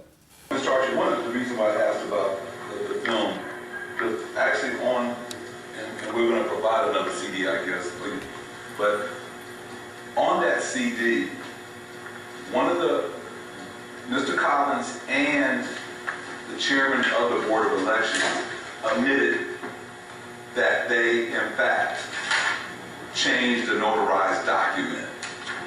And they felt that that was, well, I think her exact words was, well, that's minor. It's not anything, that's not a big deal. Why are we getting upset about those things? Again, you know, I think the quote is, perception is reality. And the perception is that things are done their own way and not done the way that the Secretary of State of Georgia has mandated that it be. And so, again, a whole community or a whole voice of a community is shut down because the perception is their vote's not going to count anyway, because if they can change a notarized document, they definitely can change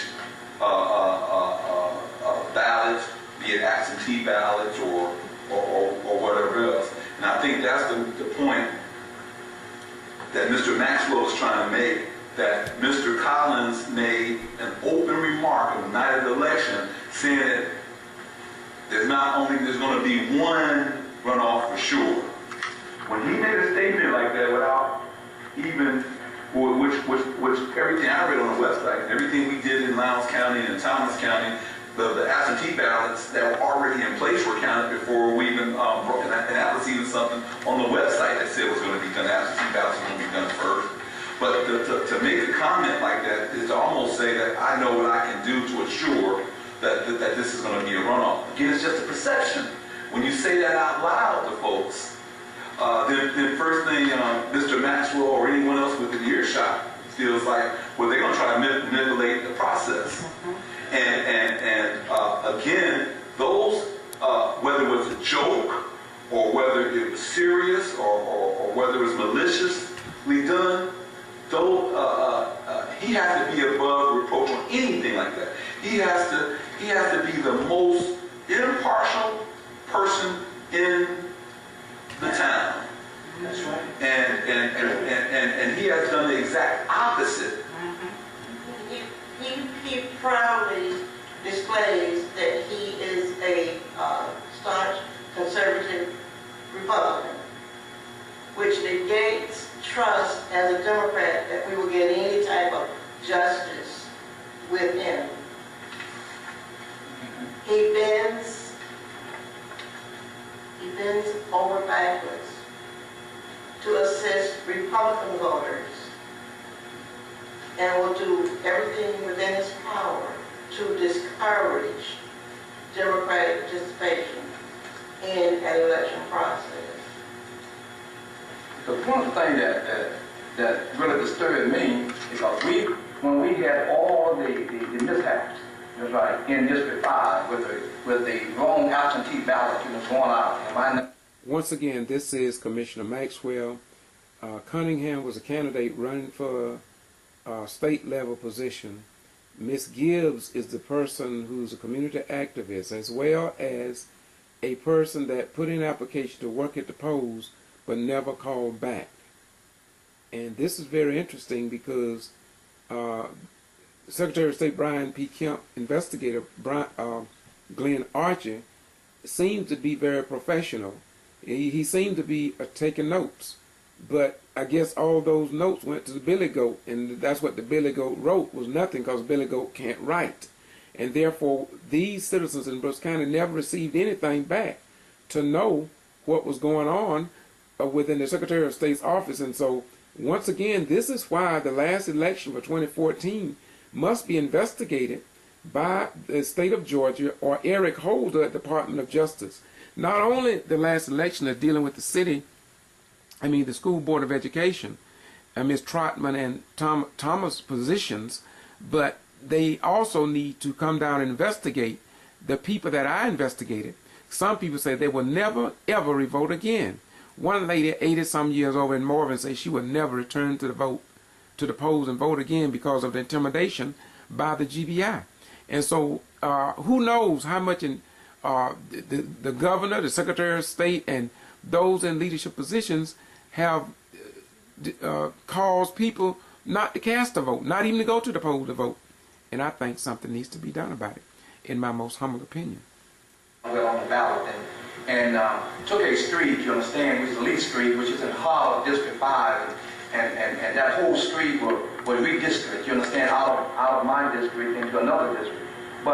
And we went back and worked with Valdosta over there and with the state, and we thought everything was smooth, you understand. And then all of a sudden what happened, the day of the election, people in my district went to the polls to get rid of the vote, and the same thing. How the district put the little card in there, and there's no county commissioner or no school board. That's right. That came up. So one of the ladies called me up and she said, Mr. Maxwell, I'm down at the poll down here, but I don't see your name. And I've been voting for you understand, ever since that you know. But they telling me down here that I'm no longer in your district. I said, how could that happen? You were in the middle of my district. You understand? Redistricting didn't start in the middle, it started on the outside. Redistrict moves, you understand, on the outside. That's what happened. I spread further out. I don't come in, you understand, and damage anything within the district. And then what happened, and I said, well, okay, get it straight. Matter of fact, they told her that you need to go ahead on and cash your ballot. So she cashed her ballot. What happened? One of the guys down there, you understand, had experience, that's why. This young man, that what happened, they hired him, you understand, coming from one of the stores here and put him directly, you know what I mean, in the heart of that precinct. Didn't even know, I don't think he even had any training. But tell this voter, you understand, well, you're not in Mr. Maxwell's district, so you need to go and get on cast your ballot. So that's what she did. But anyway, now, let me tell you this now. My next door neighbor, that's right, Henry Williams, right next door to me out there in the country on Hickory Head Road, where the voting precinct is, on the corner of Hickory Head and Brewville. Okay? This young man went to the poll to get rid of the vote, put the card in there. My name didn't come up. His name didn't even come up. And Secretary of State Brian P. Kemp, investigator Glenn Archer, according to the people in Brooks County, never addressed these issues, and some people believe that we have serious problems here in Brooks County, the state of Georgia, and in the United States of America about voting rights. And so Henry told them, said that, well, I don't see Mr. Maxwell now. And one of the workers said, well, you're not in Mr. Maxwell's district. He said, well, how can I not be in Mr. Maxwell's district when I'm his next door neighbor?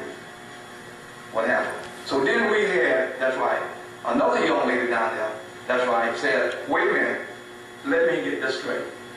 Now, this is my next door neighbor. You see that? And so what happened? So now you know what seriousness we had some serious problems. What happened? That when your next door neighbor, you understand, that's right. Right, and y'all prophet and everything, John, and you good for anybody. And then he goes, man, I didn't see your name on there. What happened? So those are the problems that we had up until the time of the election. That was up to the day of the election. Day of the election, not up to the time, but day of the election. You're right. Mr. Arch, you know, the things I think this whole thing could have been resolved if there was more concern about the civil rights of the folks of Brooks County were more was paramount instead of everything being talked about within 10+2. This is the actual meeting that they're referencing to, and I recorded this. I just happen to be playing that at the meeting, but it's not the volume is not turned up. And so I thought as I was recording I would show that this is wherein that affidavit had been changed, and it was a very hot discussion, and we'll get into that later. See, every time I would come to the Board of Elections and talk, it was always this thing of, well, we got to make sure everything is above reproach because equipment 10. And again, I believe that equipment 10 plus 2 is a sham anyway, but that's just my opinion. And a lot of people believed it was a sham, and now, and this was a candidate running for state office, and he believed that, and many of us believe that. And now, of course, it's history that there was nothing that they did to enter the equipment 10 plus 2 because they really violated no law. It all because that was the first time that blacks were elected as a majority on the Brooks County Board of Brooks County Board of Education, and people didn't like it. And of course, the rest of it is history, as you will see. Folks been trained in the Board of Elections properly 2 years ago. There would never been a such thing as equipment 10. But there was so much emphasis put on the negative from the past that was brought about because of lack of training, that no one bothered to it. They were so busy making sure that we were dotting every I and crossing every T to ensure that we were doing absentee ballots properly, that no one ever bothered to go look at the Board of Elections. You see, in this film that you're getting ready to get, the state law says that we must adhere to sunshine laws. That Board of Election meeting was called. It was not a secretary there. They did not use proper rules of order.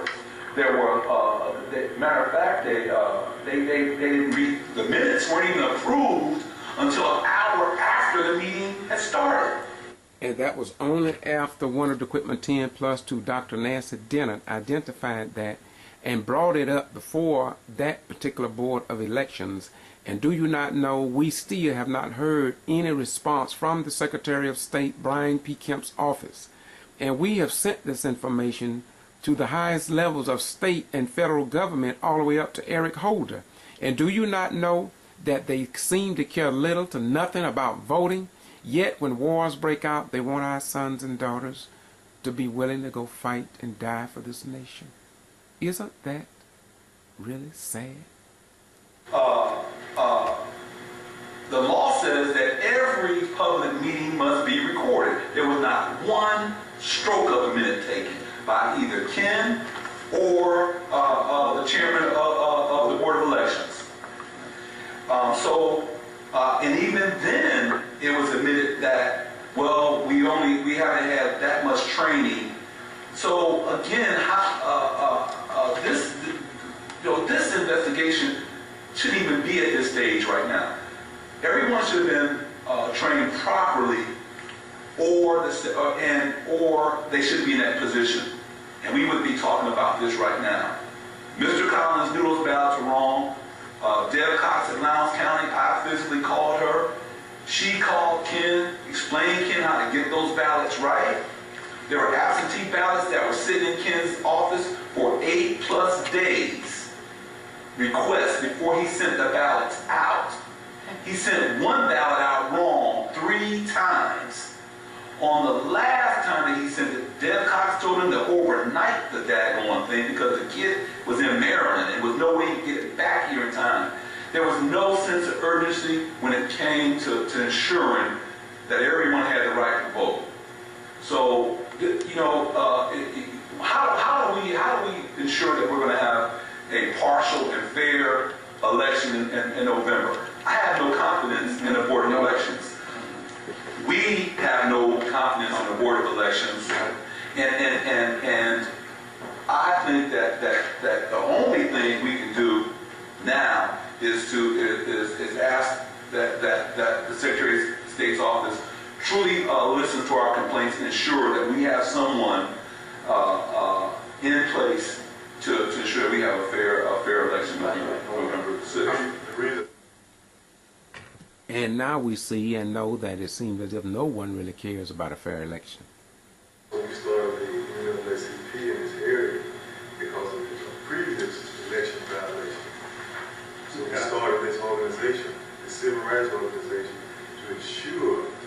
This is Pastor Avery, and he has been very active in the protection of voting rights by supporting Equipment 10+2. And he's now talking about the creation of the NAACP that came into existence to assist the voters as well on voting rights as well as other issues. And this is what he's beginning to highlight. Let's listen to Pastor Avery, a very outspoken activist and clergy in Brooks County. Rights will not be violated. We want to look into everything and make sure that everything is proper and in place. The problem with Equipment 10+2 is a prime example of why we need an investigation in the election board. We need a thorough investigation because these people are doing exactly what they want to do, and not what is best for the citizens of Brooks County. Can I get your name again, sir? Ronnie Avery.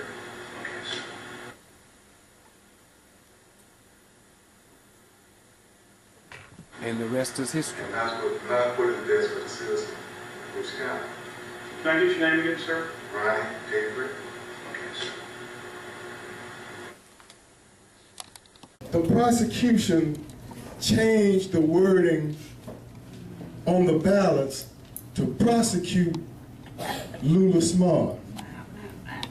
The language was not there in 2010. They changed it. My Lord, my Lord. That's right. On the ballot to make it look like she was guilty.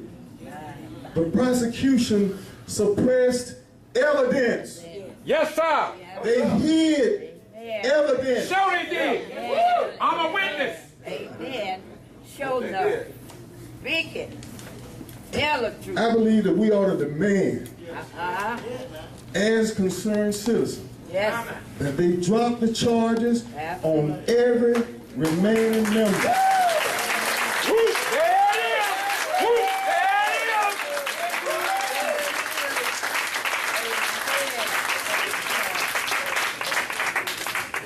Hurts me.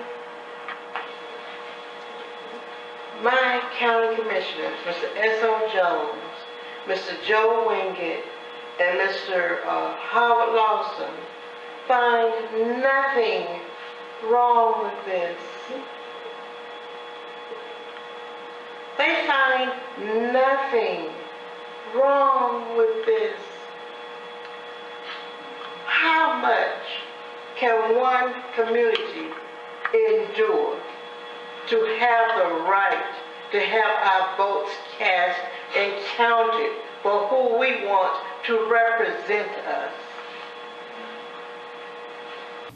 The Georgia Bureau of Investigation lied on the stand.